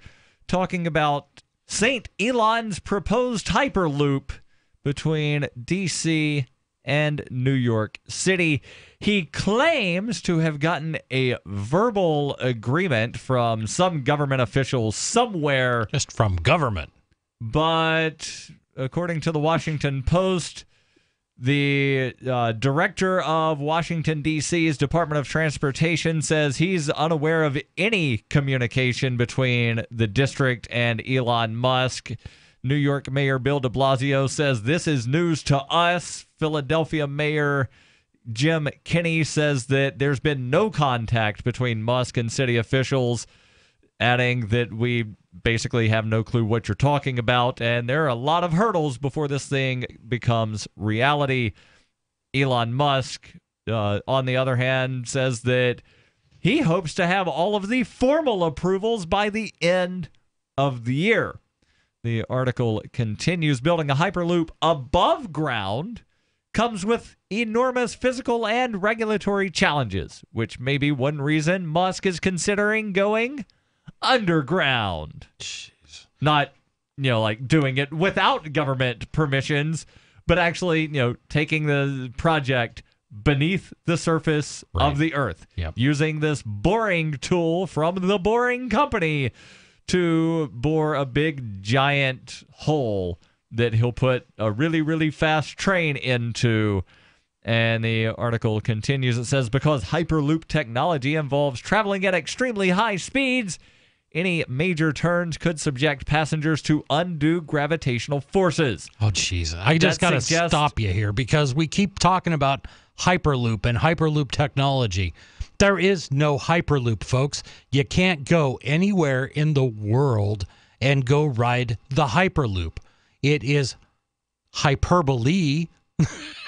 It's just... But Hyperloop. But Hyperloop. But let's go back to a sentence you kind of really skimmed over. Choo-choo. Right. 100 miles an hour. Let me talk 12 about elevators in each city. This was a line about 5 or 6 up. The electric and autonomous car evangelist first teased the Boring Company in December. Teased it in December. Started drilling holes this winter. I'm not talking 5 years in development. I'm not talking 1 year in development. I'm saying he started babbling about this 7 thing months ago. last Christmas. Last Christmas, St. Elon said he's got a Boring Company. I am beside myself in frustration. The article continues about the major speeds causing undue gravitational forces. That suggests the safest, most efficient way to build the Hyperloop is a straight line, which, all right, I'm going to pause here because grammar, loops implies like it's a big giant circle. You can't have, well, a straight loop. Well, you could because, a globe, but that would require you to go the entirety, around the planet, and that's not possible or feasible because, oceans. So this is just an absolutely horrible name. It's not a loop. Oh, jeez. Aside from, all of the problems of we have no clue, even if he is able to, dig a tunnel from D.C. to New York, and we don't know if he is able to do that. Okay. But even if he's able to dig a tunnel from New York to D.C., right, is he able to wind up putting a really fast choo-choo in that tunnel? Okay, because this is not an Elon Musk brainstorm. He didn't come up with this on his own. I'm going to go back to popular mechanics at some point in the 80s because I read every Popular Mechanics every time it came out. 1980s or 1880s? Funny, Darryl. 1980s. Well, I know they've been around for a long time. But I haven't been around that long. Right. Almost. But you could go to the library and be like, give me all of the back issues. Enough out of you, Darryl. My point is it was on a cover of Popular Mechanics. It showed coast to coast in 54 minutes, ? And the idea was you build, guess what? An Hyperloop. Underground train, a tunnel. You remove it, you pressurize it, so you've turned it into a vacuum. So there is no air resistance as your train moves through it. And then you also use maglev technology, and basically that's charging the underside of the train. It's a magnet, and the other side, so like south faces south, both these things repel, and the train can just accelerate with no resistance until it reaches the halfway point, and then it coasts and slows down the rest of the way. All right. So literally, if you could build this, you could go from New York to Los Angeles in something like 54, 59 minutes. It was one of those numbers. This is nothing new. People have dreamt of this forever. What is new is now that Elon Musk is in a position of being able to suckle at the teat of government, he knows that if he starts babbling about this stuff, billions of dollars are going to flow his way. Wait, how fast does the thing go?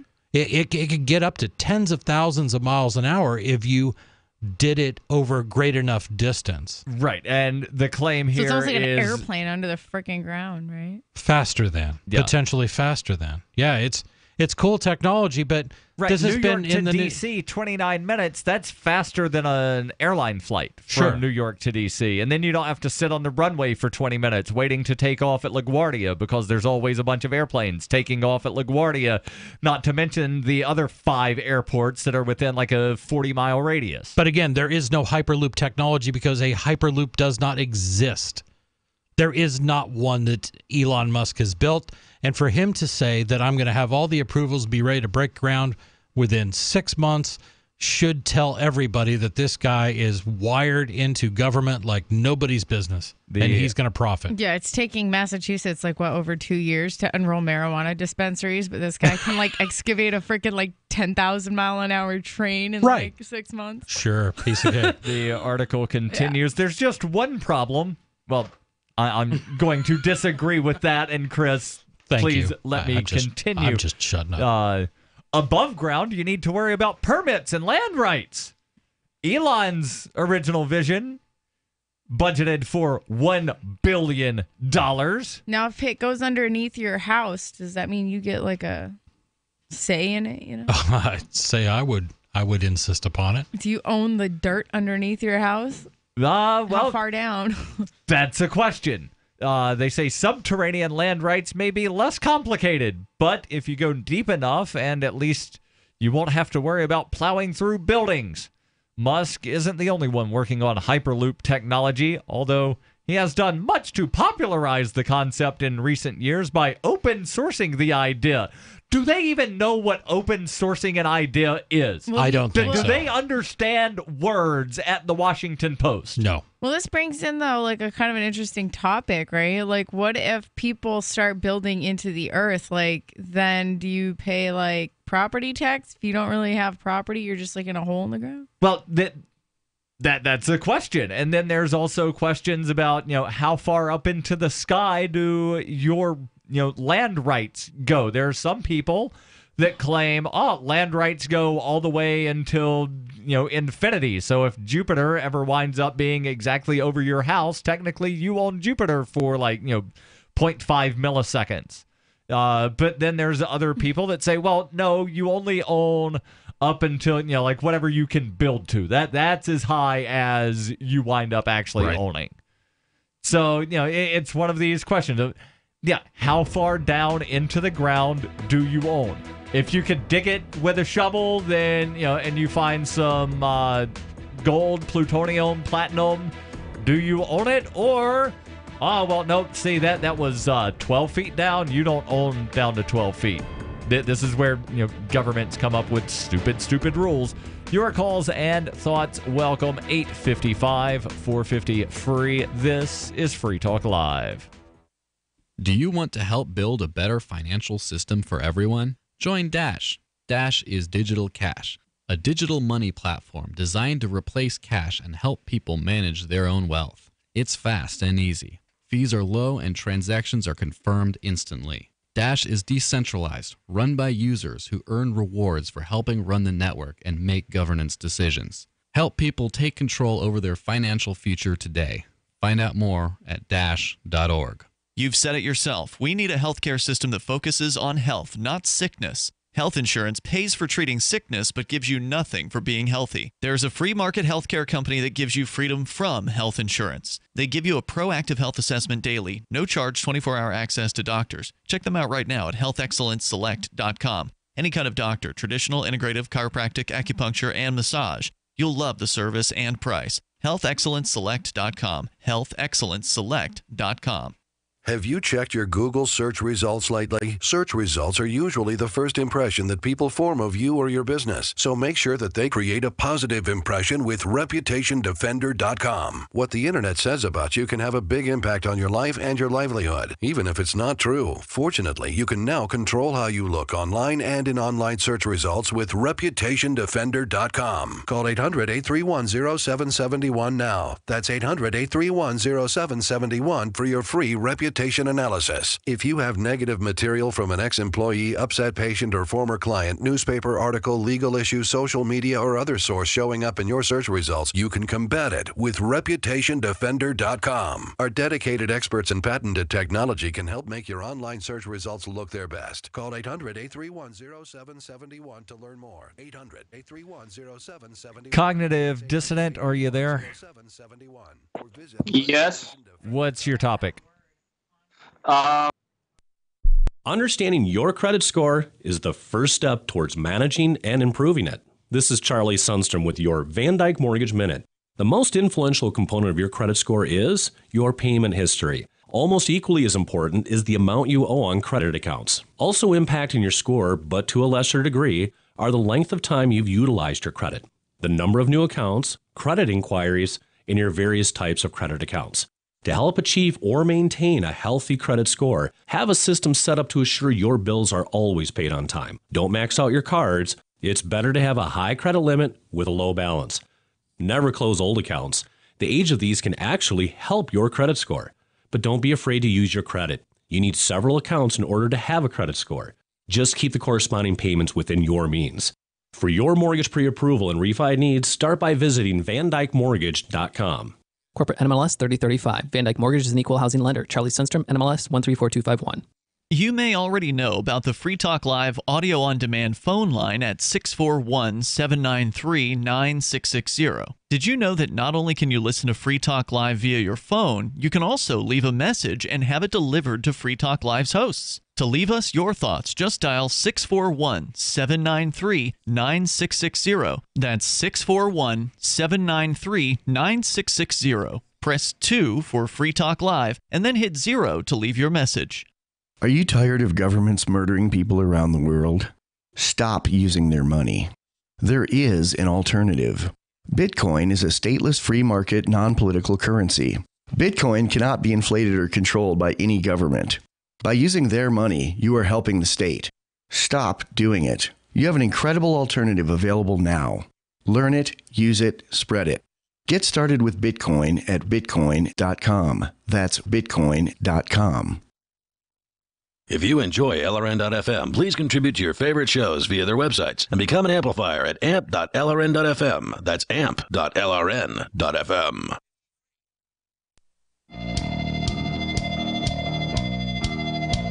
This is Free Talk Live. 855-450-FREE. That's 855-450-3733. In studio, it's Darryl. And Heather. And Chris. And Bitcoin.com is your premier source for everything Bitcoin related. Get help buying Bitcoins, choosing a Bitcoin wallet, read the latest news, or even engage with the community at the Bitcoin Forum. You can even find places to spend your Bitcoin and play games online with your cryptocurrency. It's the source for all of your Bitcoin needs and news. Bitcoin.com. That's Bitcoin.com. Let's go to the phones, actually, to Skype, where we have Cognitive Dissident calling in. Cognitive, you're on Free Talk Live with Darryl, Heather, and Chris. What's on your mind? Hey, guys. I was wondering if you heard of the darknet market bust today?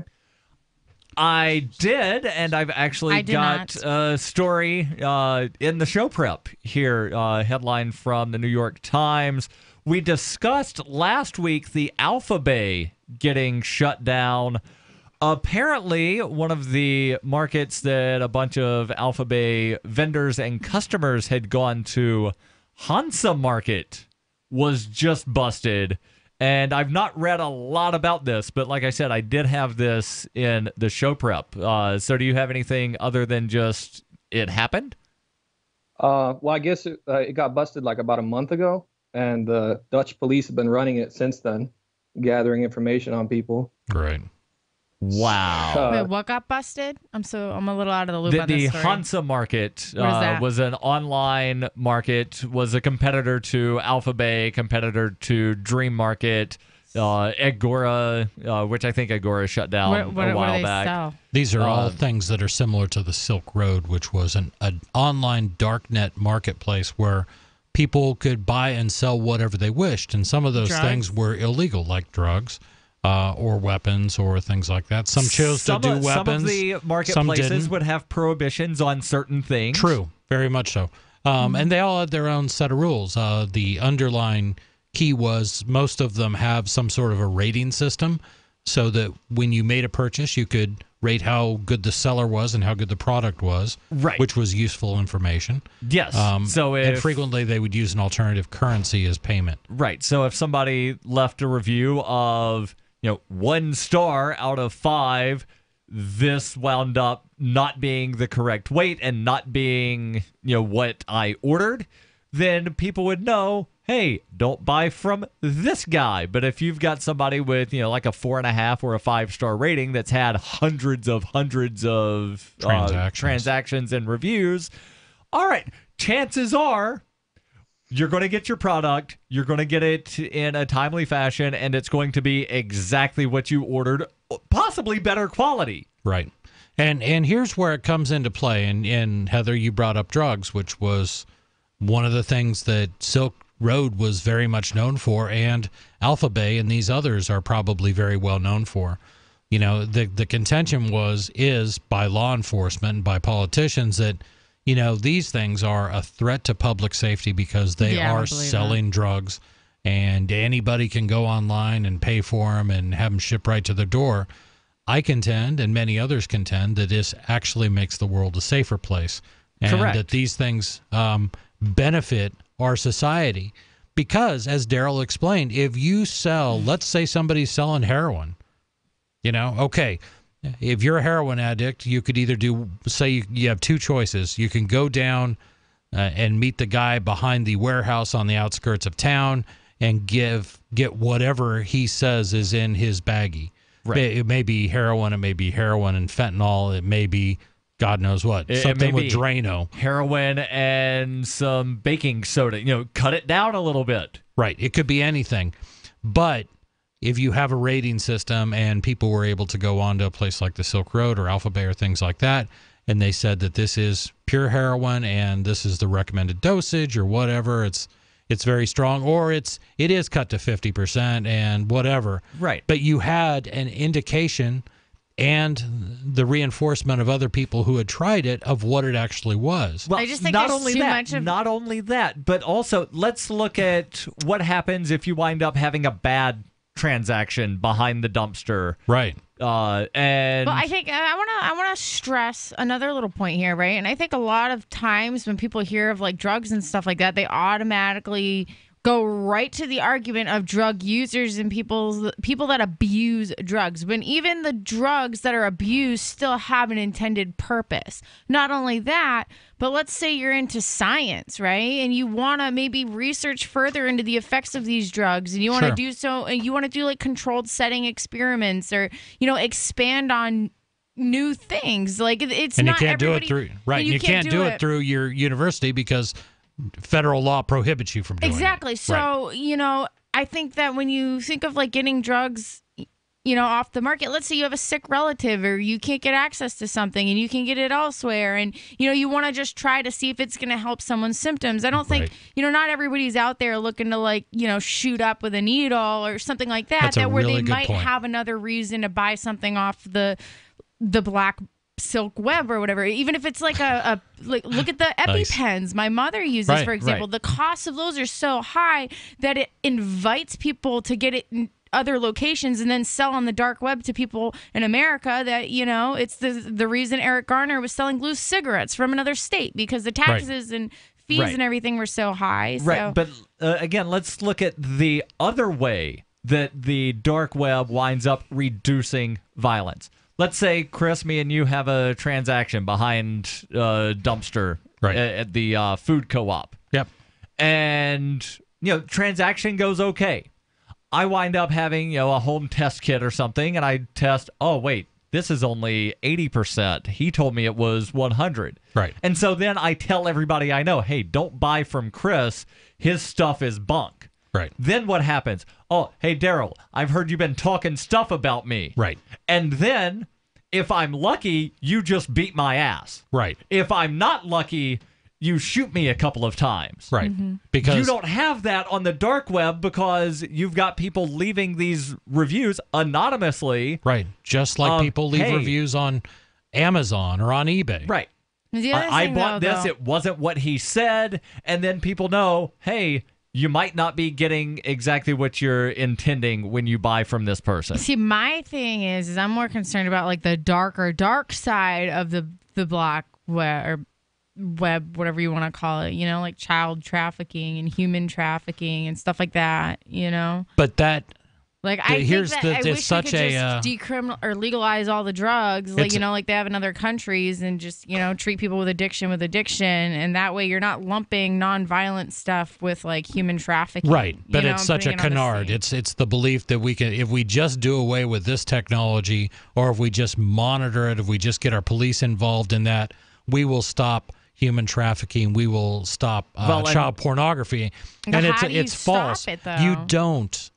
Unfortunately, and I hate to break this to anyone out there, but there are certain completely horrendous and despicable parts of the human psyche that exist in some people that will go to any length to satisfy. And child porn, for the record, was not available on the Silk Road.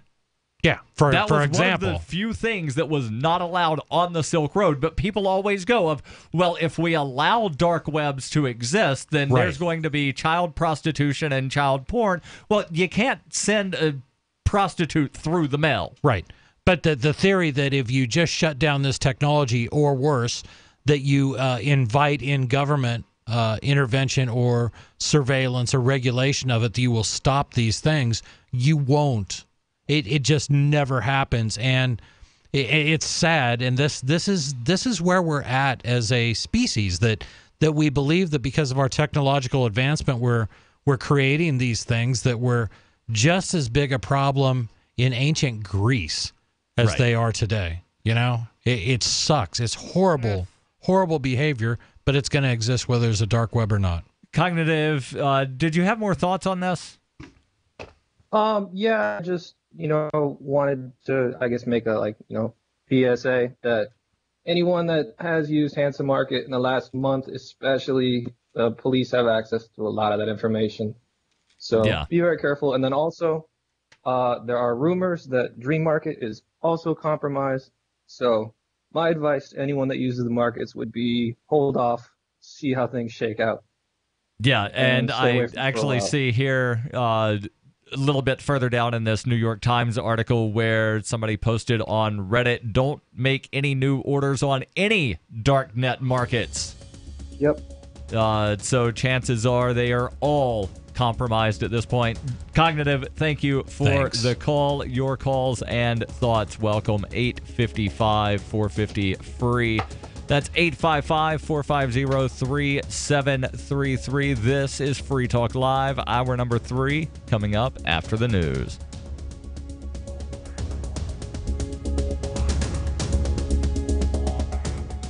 Have you wanted to get into Bitcoin mining but don't want to deal with the hassle and frustration of operating the mining hardware? Let pool.bitcoin.com handle it for you like I did. For an investment of as low as $129, you can have a lifetime mining contract and support the Bitcoin network. If you already have mining equipment, you're invited to join pool.bitcoin.com. It's the most profitable pool for miners, paying 120% of the block reward. That's pool.bitcoin.com. What's more profitable, running your business or doing bookkeeping? Doing your business, of course, but you want to keep your books so that you can maximize your tax savings, right? What if I told you that there's a person that's a bookkeeper, accountant, and law school graduate that's also a hardcore libertarian? My name is Melanie Johnson, and I hate the state. I will aggressively help you to minimize your tax exposure and maximize profits, all while staying within the law. Melanie's your best choice for your taxes and bookkeeping needs. Go to tax.freetalklive.com and check out our website, tax.freetalklive.com.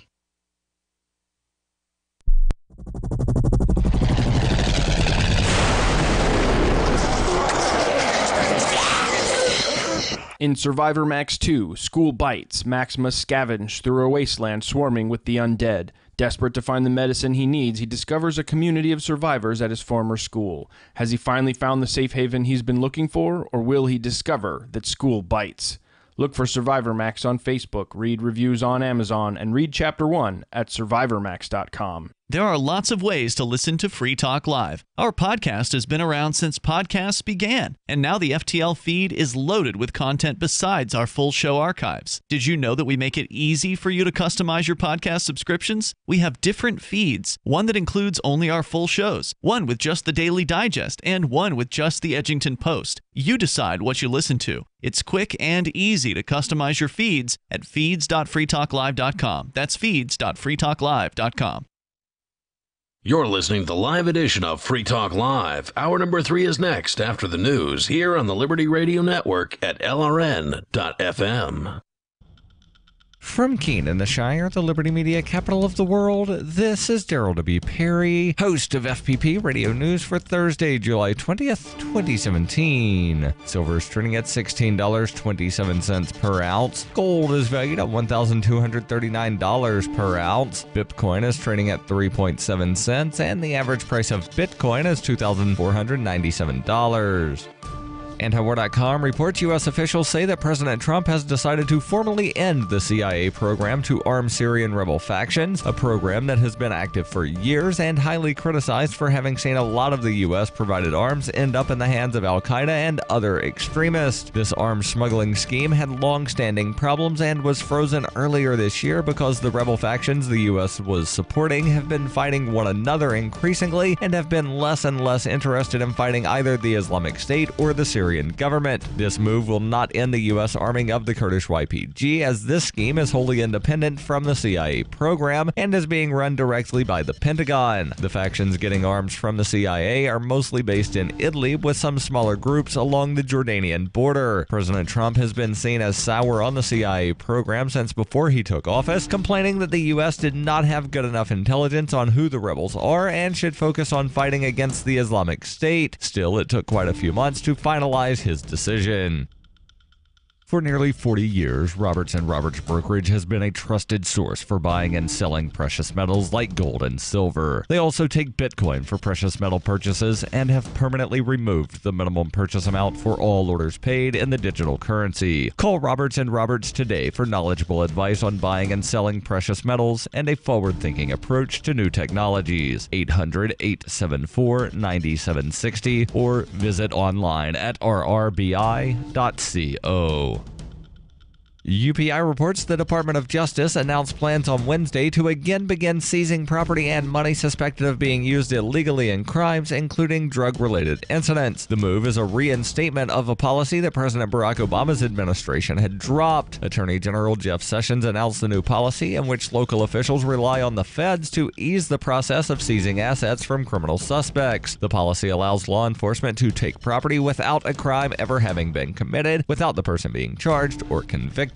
Sessions said at a DOJ event where he was joined by state and local law enforcement officials and prosecutors, "We need to send a clear message that crime does not pay. With this new policy, the American people can be confident knowing that we are following the law and taking action to defund criminals and at the same time protecting the rights of law-abiding people." Sessions said the DOJ will not seize property unless the state involved provides information demonstrating that the seizure was justified from the beginning with probable cause. In addition, the directive said state and local law enforcement agencies must send individual property owners notice within 45 days of the seizure. Public officials and political observers across the political spectrum have opposed seizures, claiming the practice is inconsistent with the Constitution's requirement that guilt be proven beyond a reasonable doubt. 24 states have laws limiting or prohibiting the practice of civil asset forfeiture, but local law enforcement bypassed those restrictions by giving seized assets to the federal government instead of returning them to their owners.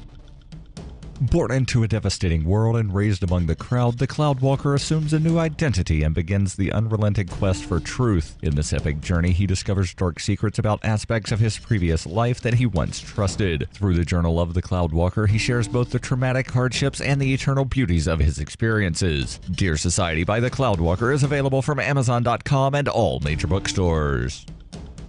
Reuters reports President Donald Trump took Senate Republicans to task on Wednesday for failing to reach agreement on overhauling the Patient Protection Affordable Care Act, commonly called Obamacare, as a new report claims 32 million Americans would lose health insurance if senators opt to repeal the law without a replacement. Trump gathered 49 Republican senators on Wednesday for a White House lunch after a bill to repeal and replace the 2010 Affordable Care Act collapsed on Monday after dissent from a handful of the party's conservatives and moderates. After Trump's exhortation, party members met on Capitol Hill with Vice President Mike Pence to try to come together on a major Republican campaign promise for the past 7 years, undoing former President Barack Obama's signature legislation. After taking a hands-off approach on the healthcare debate last week and suggesting on Tuesday that he was fine with letting Obamacare fail, Trump on Wednesday demanded senators stay in Washington through their planned August recess until they find common ground on a healthcare bill. Trump said at the meeting, "We can repeal, but we should repeal and replace. We shouldn't leave town until this is complete." This has been FPP Radio News, online at fppradio.com. As Sao Paulo struggled to dig out after last week's devastating earthquake, I'm just praying. I'm just praying and helping. One group was left with no one to care for them. There is nowhere for these homeless dogs to go. There is no food to give them. There is no clean water. These dogs are going to starve to death. I have to do the humane thing. I have to put these dogs down. O'Brady Shaw is the only journalist compassionate enough to do what has to be done. Put down 50 or 60 dogs today? I didn't want to. Let me help you! Their fate would have been much worse if I hadn't done it. It's better this way. O'Brady Shaw goes where other reporters won't and does the jobs other reporters can't. I'm so sorry. I'm so sorry. Gut Check with O'Brady Shaw. Live from Sao Paulo. Tomorrow night, only on the Onion News Network.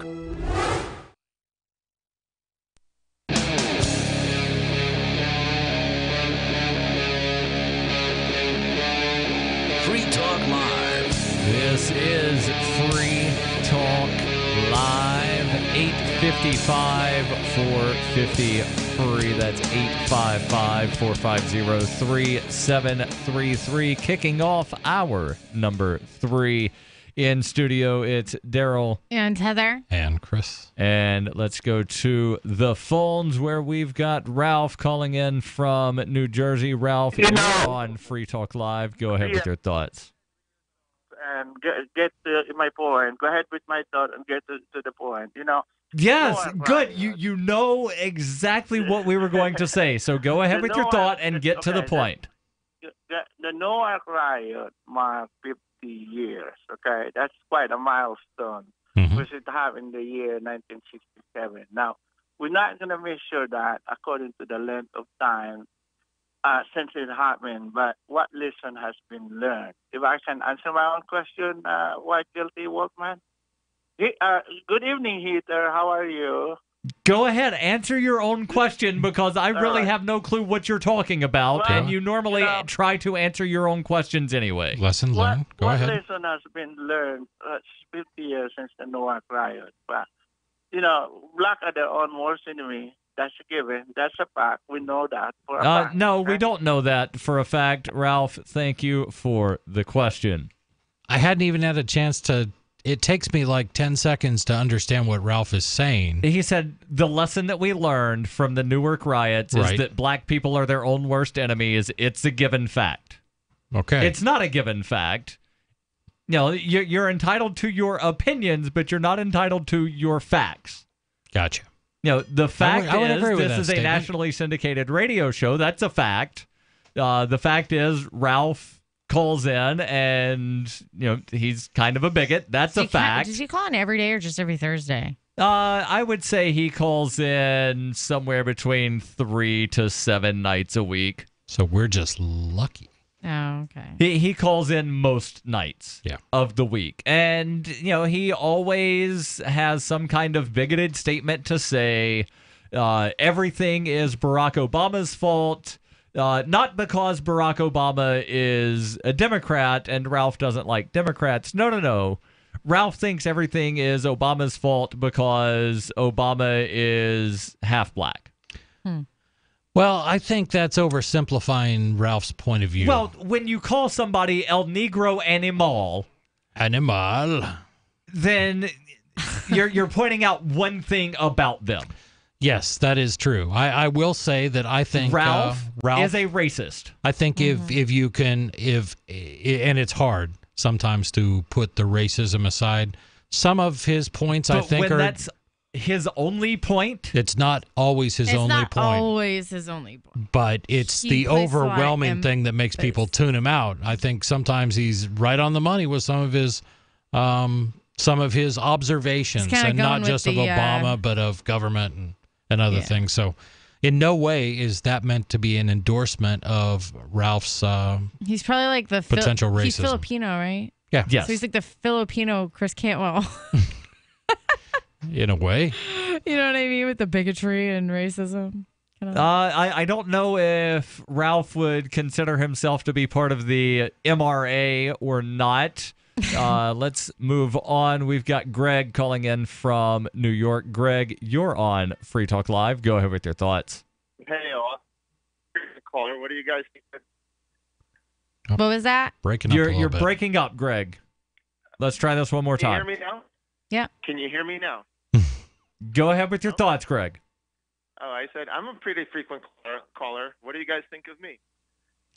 I think you're a pretty frequent caller, and you have some interesting ideas. I'll admit I'm drawing a blank. I can't remember last time you called in. Oh, terrible. Well, what do you got to say? So now you got to impress me. Great. I want to make the case. I figured out how to make a case for universal basic income, which some libertarians support. But it takes 4 steps, and I'm afraid I probably will have time for only one. So here we go. Imagine if you have an island where you have maybe 10 people, and there's a certain amount of food, okay? Mm-hmm. Would you consider it to be a market failure if, let's say, one of the people was the grocer, right? He was selling all the food.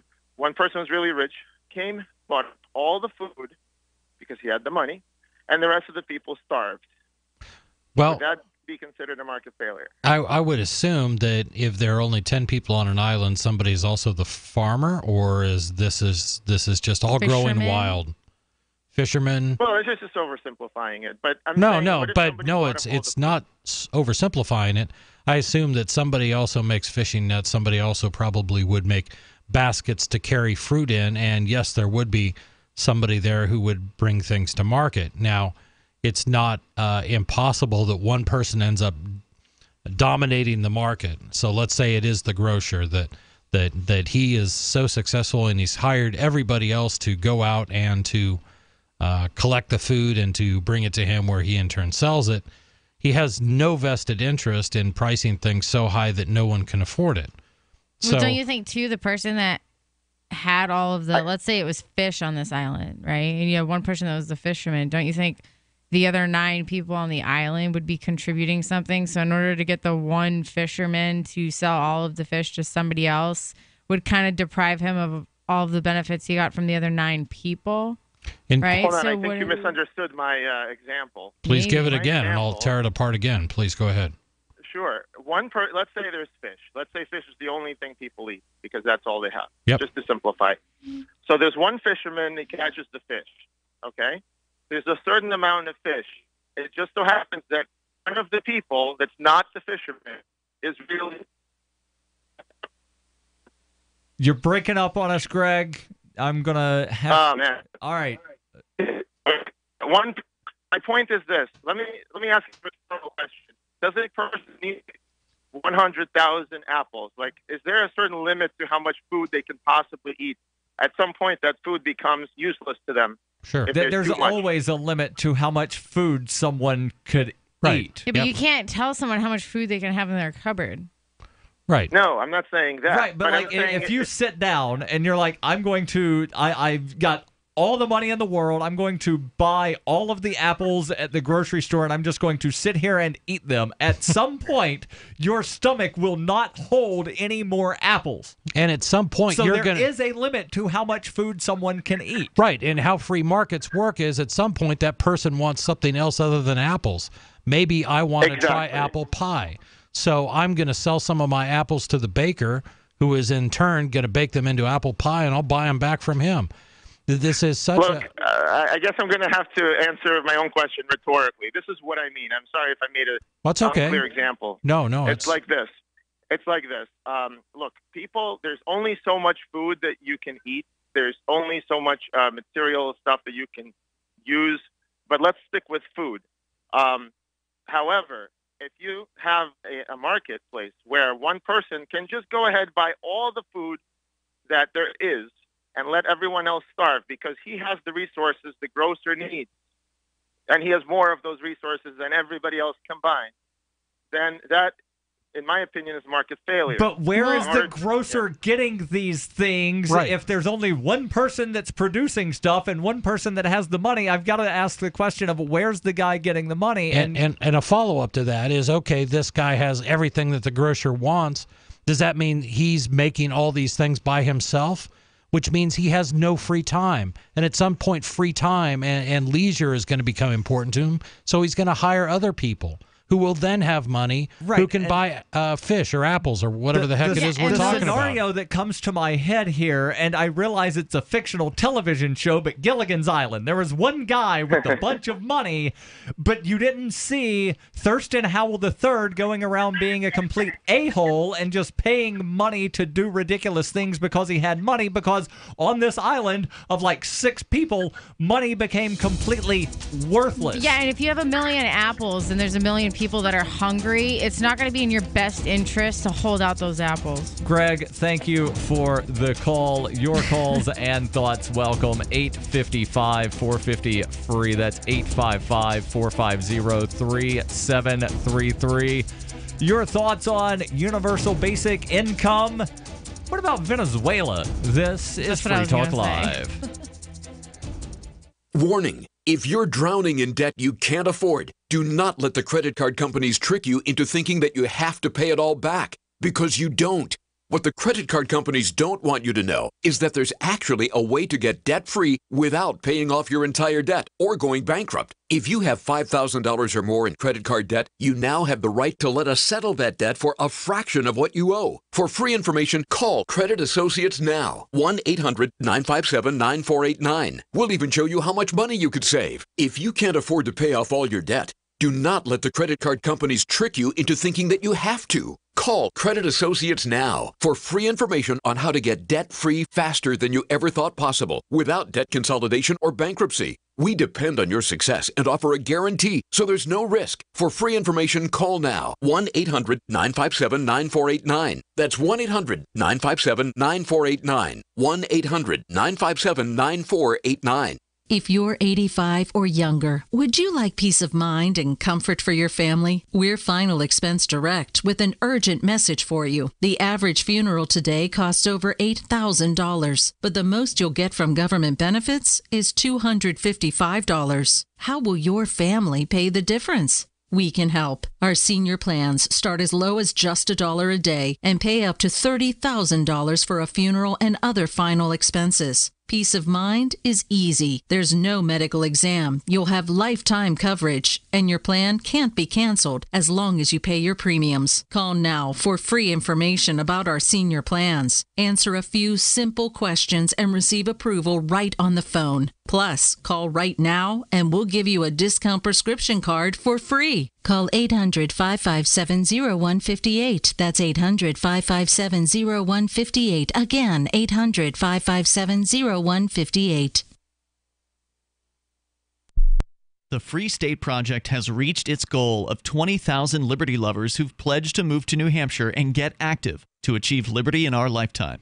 Perhaps you're trying to figure out what part of New Hampshire should be your destination.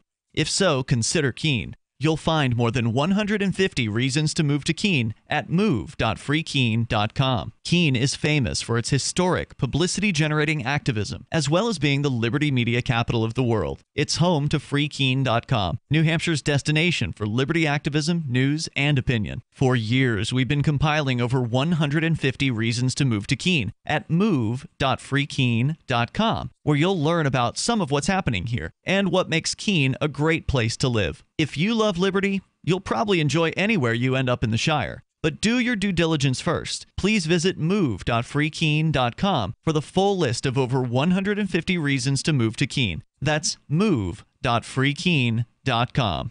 DVD, books, music, instruments, periodicals, computers, software, electronics, photo, cell phones, office products, home and garden, bed and bath, furniture, kitchen, pet supplies, automotive, hardware, apparel, shoes, jewelry, grocery, healthcare, sports and outdoors, toys, games, used, and more. It's a department store at your fingertips. Shop.freetalklive.com. Get all your shopping done, get a great deal, and a portion of your purchase goes to benefit Free Talk Live when you enter Amazon via shop.freetalklive.com. I love My Magic Mud. I drink a lot of coffee. I had stains on my teeth. Then I found My Magic Mud, and I was told it would remove stains. So I paid attention when I brushed the first time. My Magic Mud is black tooth powder, and the difference it made in my teeth in one application was noticeable. With 4, my teeth were as white as you normal folks out there. Please go to mymagicmud.com and buy a jar. There's 150 applications for $25. You can use Bitcoin, mymagicmud.com. You can put the Liberty Radio Network on the air in your area. Visit broadcast.lrn.fm to learn how. Broadcast.lrn.fm.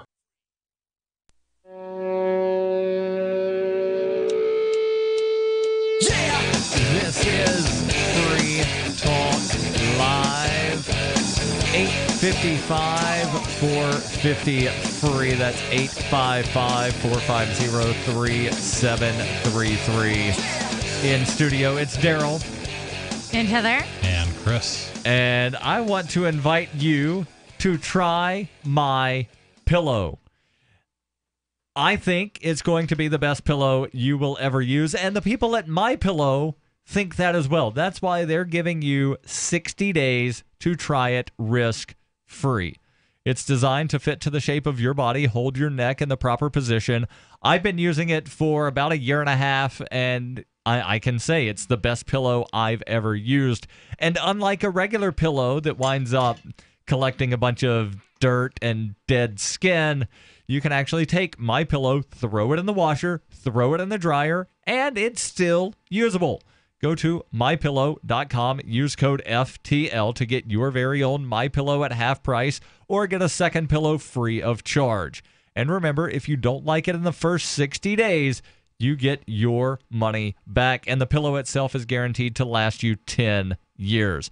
MyPillow.com, code FTL.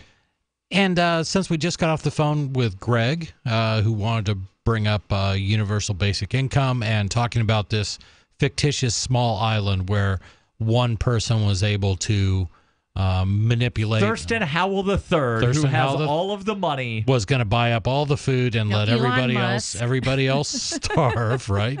No, Elon Musk wouldn't actually have the money. He'd come up with some kind of scheme to get the money. Right, from everybody else's taxes. But he talked about this desert island and this limited supply of food and fish or apples or whatever.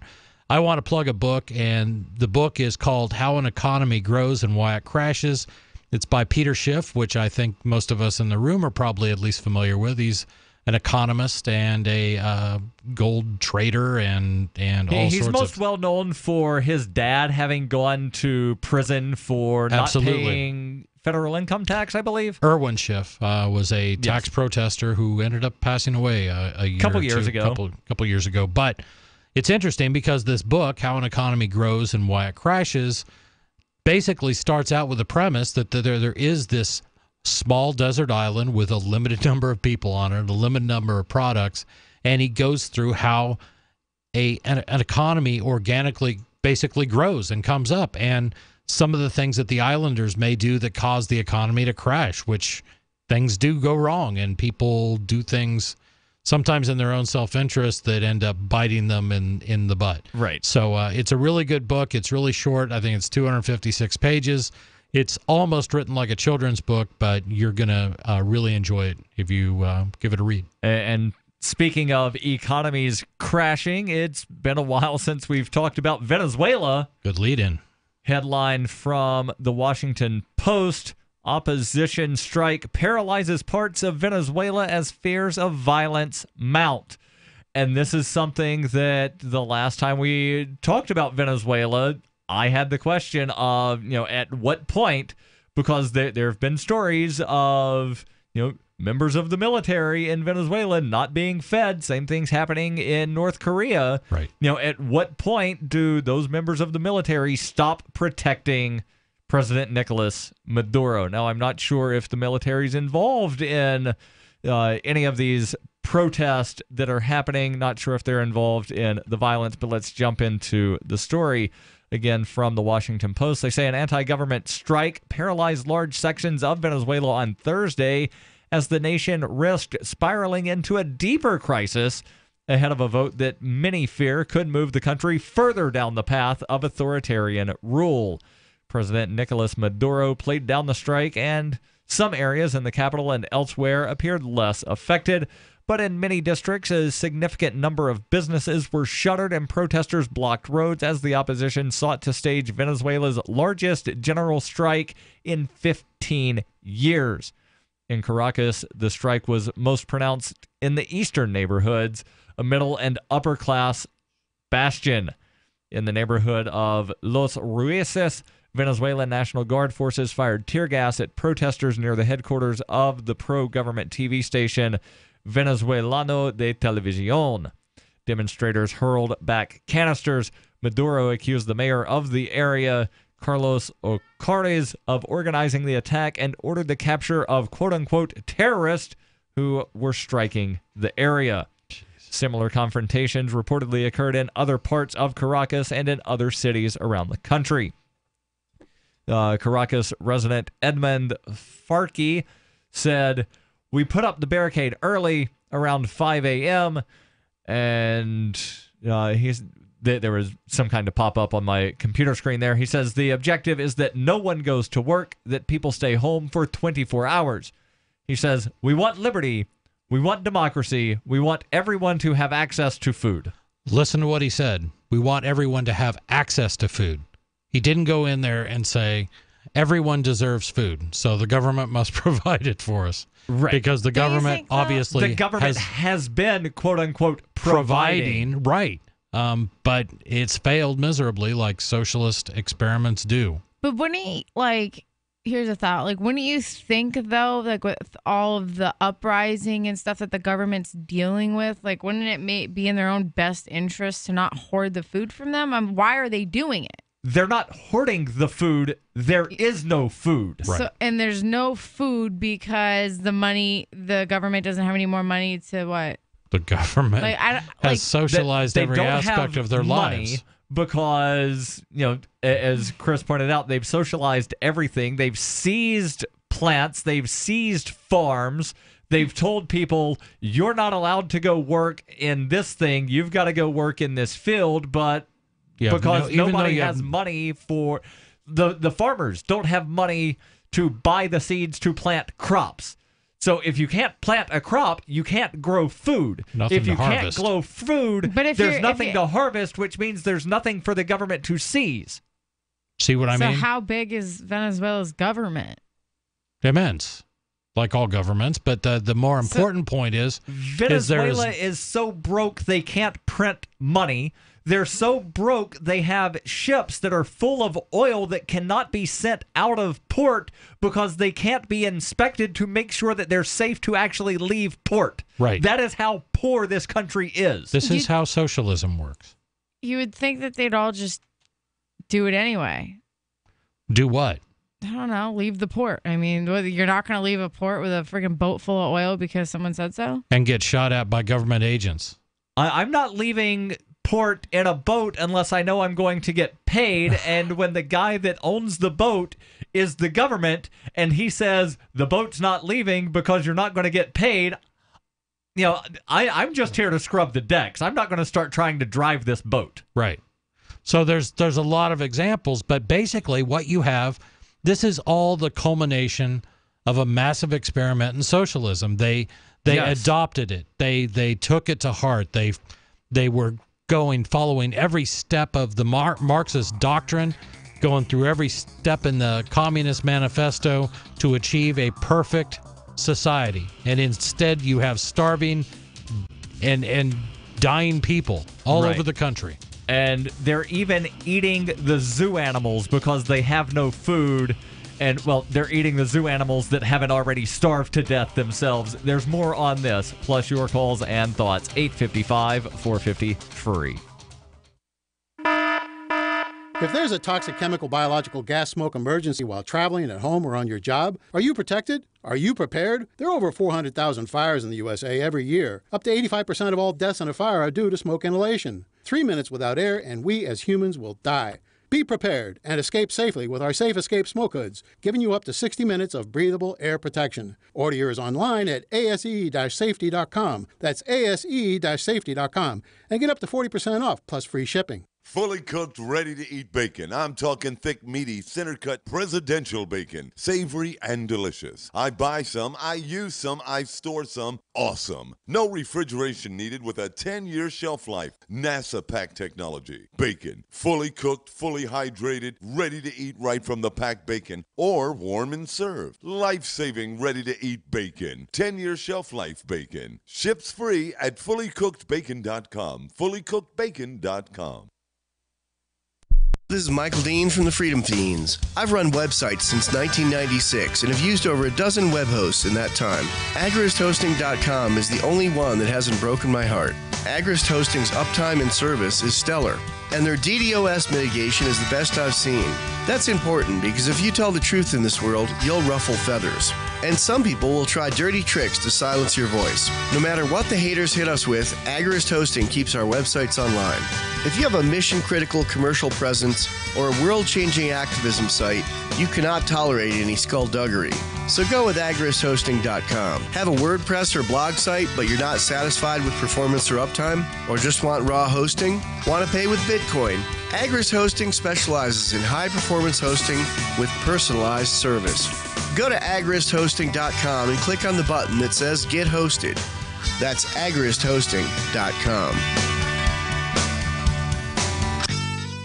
Ross Ulbricht was convicted in early 2015 of running the infamous Silk Road underground market. The Silk Road was a gift to humanity and helped reduce the harms brought on by drug prohibition. For this good deed, Ross has been sentenced to life in prison with no possibility of parole. Now, an appeal is Ross's only chance, and he needs your support. Please visit freeross.org, where you can contribute via various methods, including Bitcoin. Visit freeross.org. That's freeross.org. The three most important things you can do for Free Talk Live are: 1, share one episode a week on Facebook or in some other social networking site. 2, buy the things you buy online through shop.freetalklive.com. 3, give $5 a month to the AMP program. It's my firm belief that Free Talk Live's AMP program is the best use of your charitable dollar among liberty-oriented organizations. Support all the organizations you love, but make sure you give $5 a month to AMP at amp.freetalklive.com. Is spreading the message of liberty, cryptocurrency, and peace around the globe worth $2 per month to you? As you may already know, in addition to our internet feed, LRN.FM broadcasts on free-to-air satellite across North and Central America, as well as sub-Saharan Africa. And we've been available on satellite for free 24/7 since 2010. The LRN.FM free-to-air satellite signal is reaching some of the most oppressive regimes in the world, and there's no doubt our ideas are making an impact. You can learn more about the channel's impact by watching the 3-minute video at fund.lrn.fm.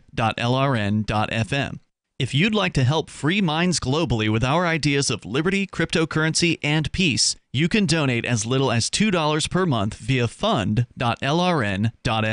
You can help us continue and expand our satellite broadcast to multiple continents. Visit fund.lrn.fm today, and thank you for your help. Don't forget to share the link on social media. That's fund.lrn.fm. You can connect with the Liberty Radio Network via our Facebook page at facebook.lrn.fm. That's facebook.lrn.fm.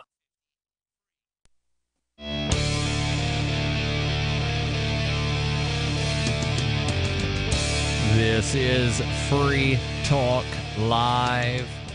855-450-FREE. That's 855-450-3733. In studio tonight, it's Darryl. And Heather. And Chris. And we're talking about Venezuela because things aren't getting better there. Protests, according to the Washington Post, have sprung up across the country in what's being referred to as a general strike, where protesters blocked roads.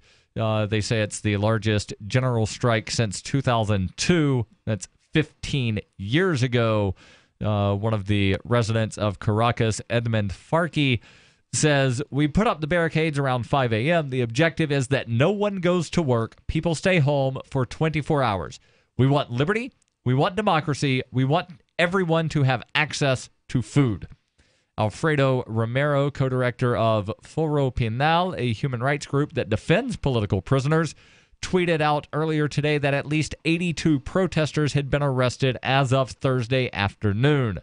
The opposition efforts unfolded as Maduro's unpopular socialist government faced escalating international pressure to back off of a special election scheduled for July 30th. The vote, if approved, would elect a body to rewrite the 1999 Constitution and further squelch the opposition-controlled National Assembly in a move widely viewed by critics as a power grab. So just to sort of rephrase this a little bit, the National Assembly is the Venezuelan version of Congress. The Venezuelan version of Congress, the National Assembly, is made up of people that don't really like Maduro's policies, but they don't have a lot of power anyway. Right. And this rewrite of the 1999 Constitution would take away their limited power to be even less powerful, I'm guessing, and probably to, further entrench some socialist policies that have already caused all of the horrible problems that they have in Venezuela. Right. And don't think for a second that this means that everyone in Venezuela is starving and has no money and has no future. Nicolas Maduro is doing quite well for himself. Right. And you're going to have in a socialist regime a core group, that central group, the central control group, the central planners, that will be taken care of at the expense of everyone else. So, like, what ended up happening? So they had, like, this Bernie Sanders utopia where at one point in time, all these same people that are protesting were getting all of these things. For a lot of years, yeah, they had social programs coming out the wazoo because Venezuela has the largest oil reserves outside of the Middle East. Right. So imagine this country. It's relatively small. It's not a tiny country by any means, but it has tremendous oil reserves, tremendous wealth. A temperate climate where you can grow certain crops year-round. Oh, yeah. Bananas, coconuts, coffee. Yeah, all sorts of things going for it. And this is sort of what happened in Scandinavia, too. They were very, very successful. Lots of wealth flows into the country. And then socialists become powerful, and they're like, you know what? As wealthy as we are, we should be able to take care of everyone. Right. We should be able to provide, cradle-to-grave care, and government can act as this loving parent to all our people. So they start rolling these programs out, and the inevitable happens. People become dependent on them. People lose any incentive to go out and take care of themselves because government is there to do it for them. And as time goes on, guess what happens? The programs get more expensive and more expensive. Yes. More of the money that the government is taking in goes to those. And then when it gets to a certain point, government's like, well, you know what? We really got to take care of ourselves, which means we got to beef up our military. Right. We've got to make sure our palaces are in tip-top shape and then at the expense of the people. To add on top of that, what did I mention Venezuela has a lot of? Oil. What happened to the price of oil not too long ago? Right. Suddenly it plummets. And you have one event caused basically by decision makers halfway around the globe, that has catastrophic effects on your country. So this is the same thing. Fortunately for the Scandinavian countries, most of them have started years ago and rolling back their social programs, but it was the same story. Through capitalism, they became very wealthy. One big difference between Venezuela and the Scandinavian countries is the U.S. government never implemented sanctions or threatened sanctions against the Scandinavian countries, and that's what's happening here. Right. The article continues that the Trump administration, being pressed by prominent U.S. lawmakers, is weighing sanctions up to and including bans on Venezuela's all-important oil exports if the vote is not called off. So to reword that, if Nicolas Maduro does not say, we're not voting on July 30th, Trump is considering saying no Venezuelan oil is allowed in the United States, which all sanctions wind up doing is hurting the people inside the country that you're hoping to help. Exactly. So you're going to create a scarcity of resources, a scarcity of money within Venezuela, which is going to make the government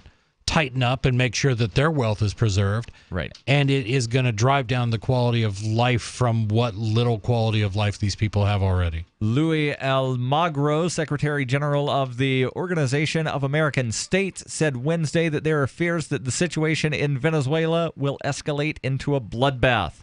He told a Senate hearing the reluctance of the international community to act in defense of democracy has allowed the situation to deteriorate incrementally but consistently to the point where today it has become a full-blown humanitarian and security crisis.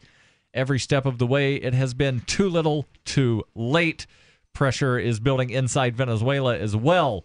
The last time the opposition called for a general strike was in October, but that effort did not elicit the widespread street closures seen Thursday. In 2002, a prolonged national strike failed to oust President Hugo Chavez, who died in 2013, and anointed Maduro as his successor. So I have a question.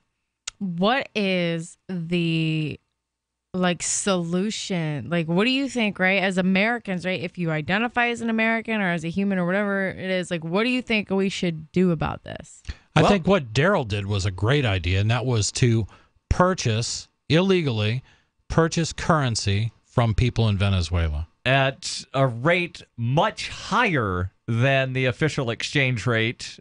Not quite as high as what the black market going rate is in Venezuela, but yeah, that's one way. Get people some American dollars where they can then possibly sneak across the border to one of the neighboring countries and buy some groceries and feed themselves. Right.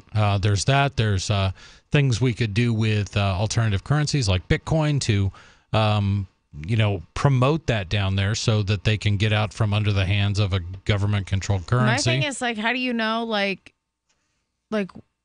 what charities and stuff like that, or organizations that are really going to help, that aren't really just the government looking to soak up goodwill from other people? You don't. Yeah, that's why I would rather deal with individuals that we come across. Right, but then the conspiracy theorists are going to be like, well, how do you know that those aren't just government agents?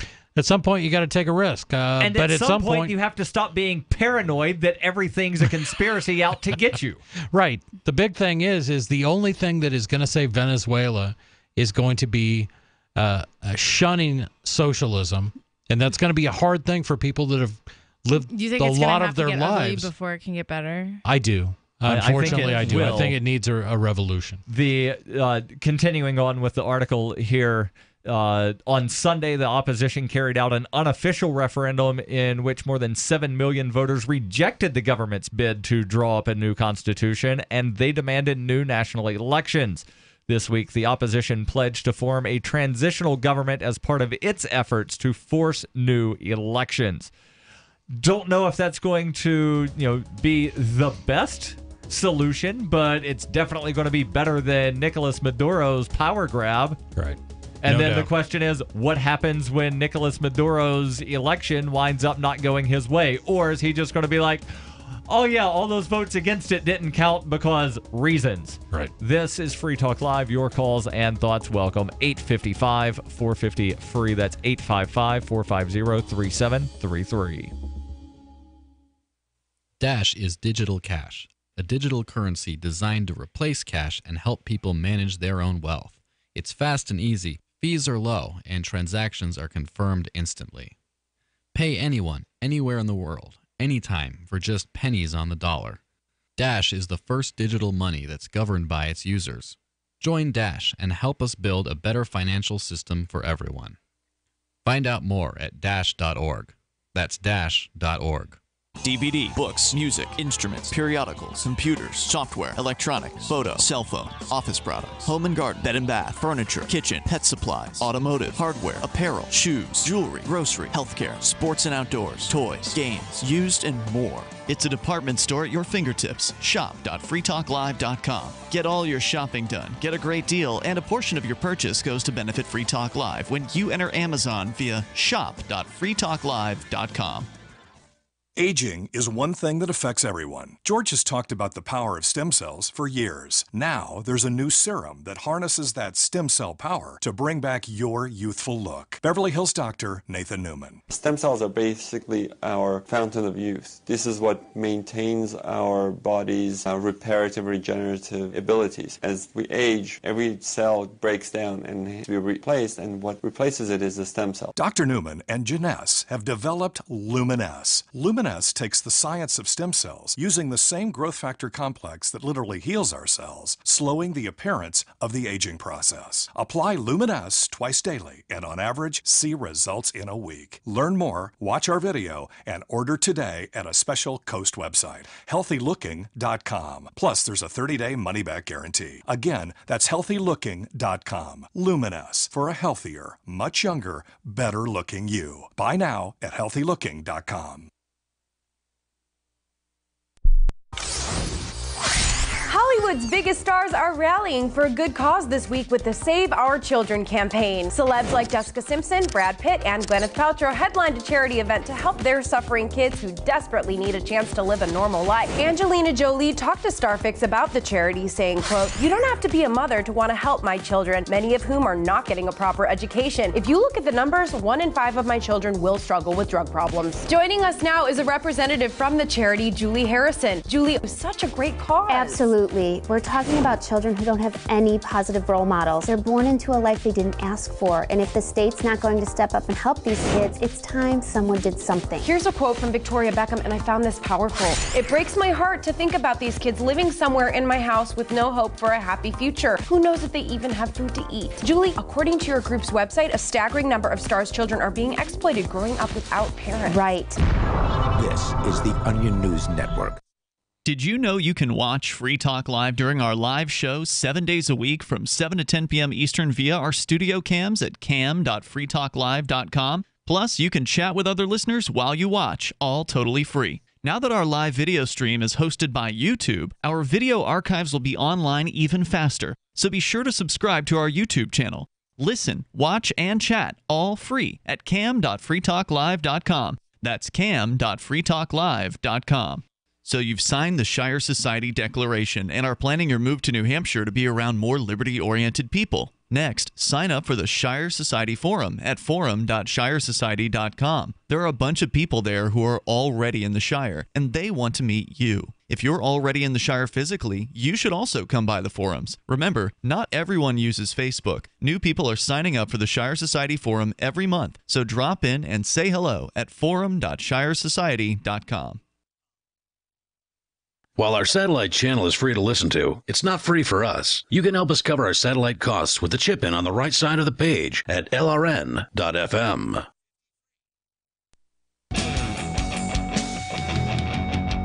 This is Free Talk Live, 855-450-FREE. That's 855-450-3733. Possibly time for you and your thoughts if you call in now to join us, the us being Darryl. And Heather. And Chris. And let's go to the phones where we've got Sarah calling in from Albuquerque. Sarah, you're on Free Talk Live. Go ahead with your thoughts. Did you know that New Mexico, we rank the 9th worst place to live? So I don't keep up with New Mexico rankings, but why is New Mexico ranked the 9th worst? Is that the 9th worst in the U.S., the 9th worst in the world, the 9th worst in the Southwest?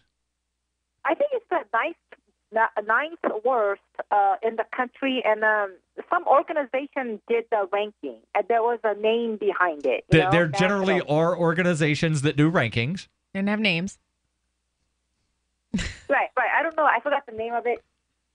So do you remember some of the real reasons why? Well, I have my personal reason, because we're number All one. the pedestrians wind up getting killed? Come on, Darryl. Well, how about the same pedestrians get killed by two different drivers, two different cars? And how about this? We had a go-go car lady get killed yesterday, and another pedestrian on 98th Street. Two more people got killed by cars.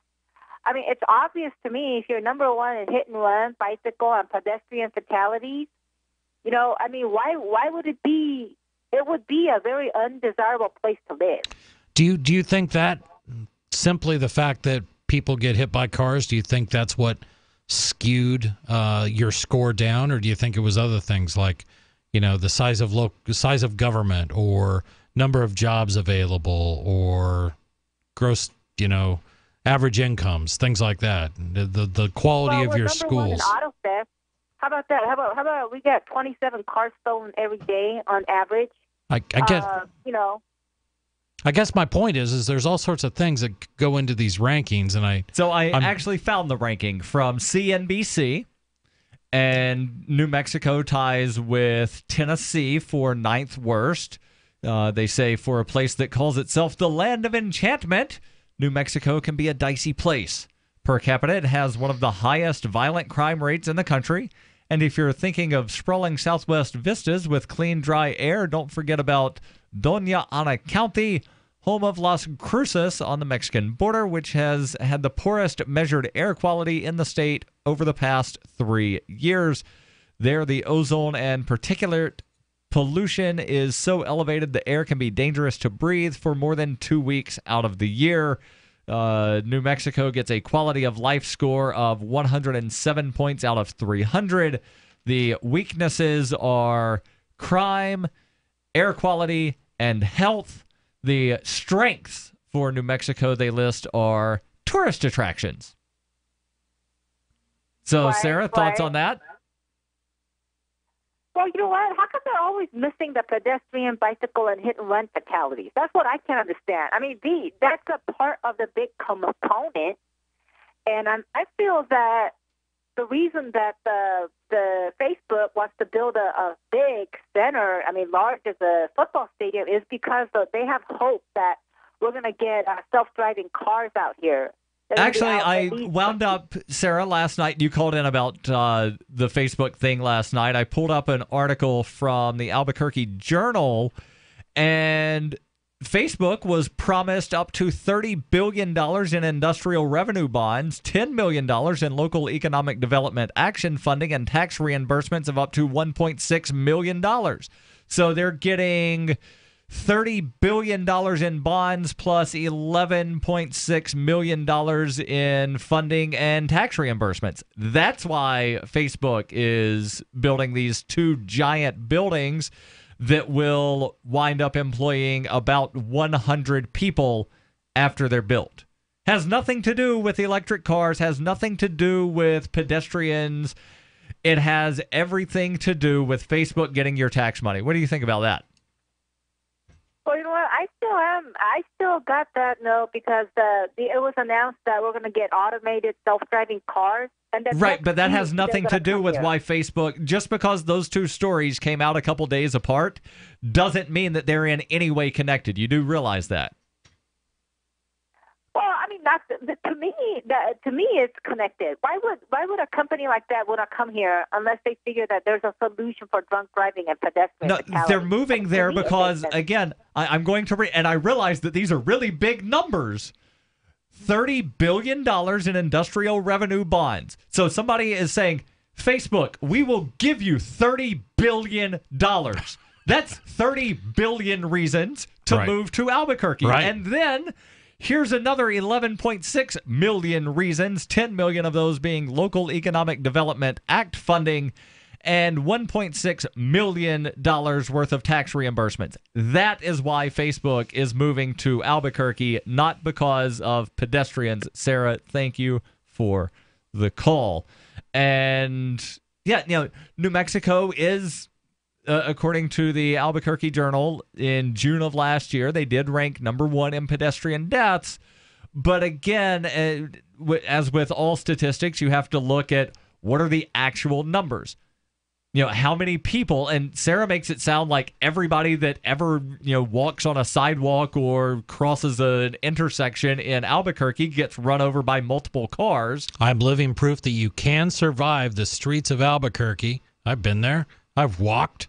I still The mean live. streets of Albuquerque. So how many people died there? Does it say? I haven't jumped that far into the thing. 74 pedestrian fatalities in 2014 for the entire state of New Mexico.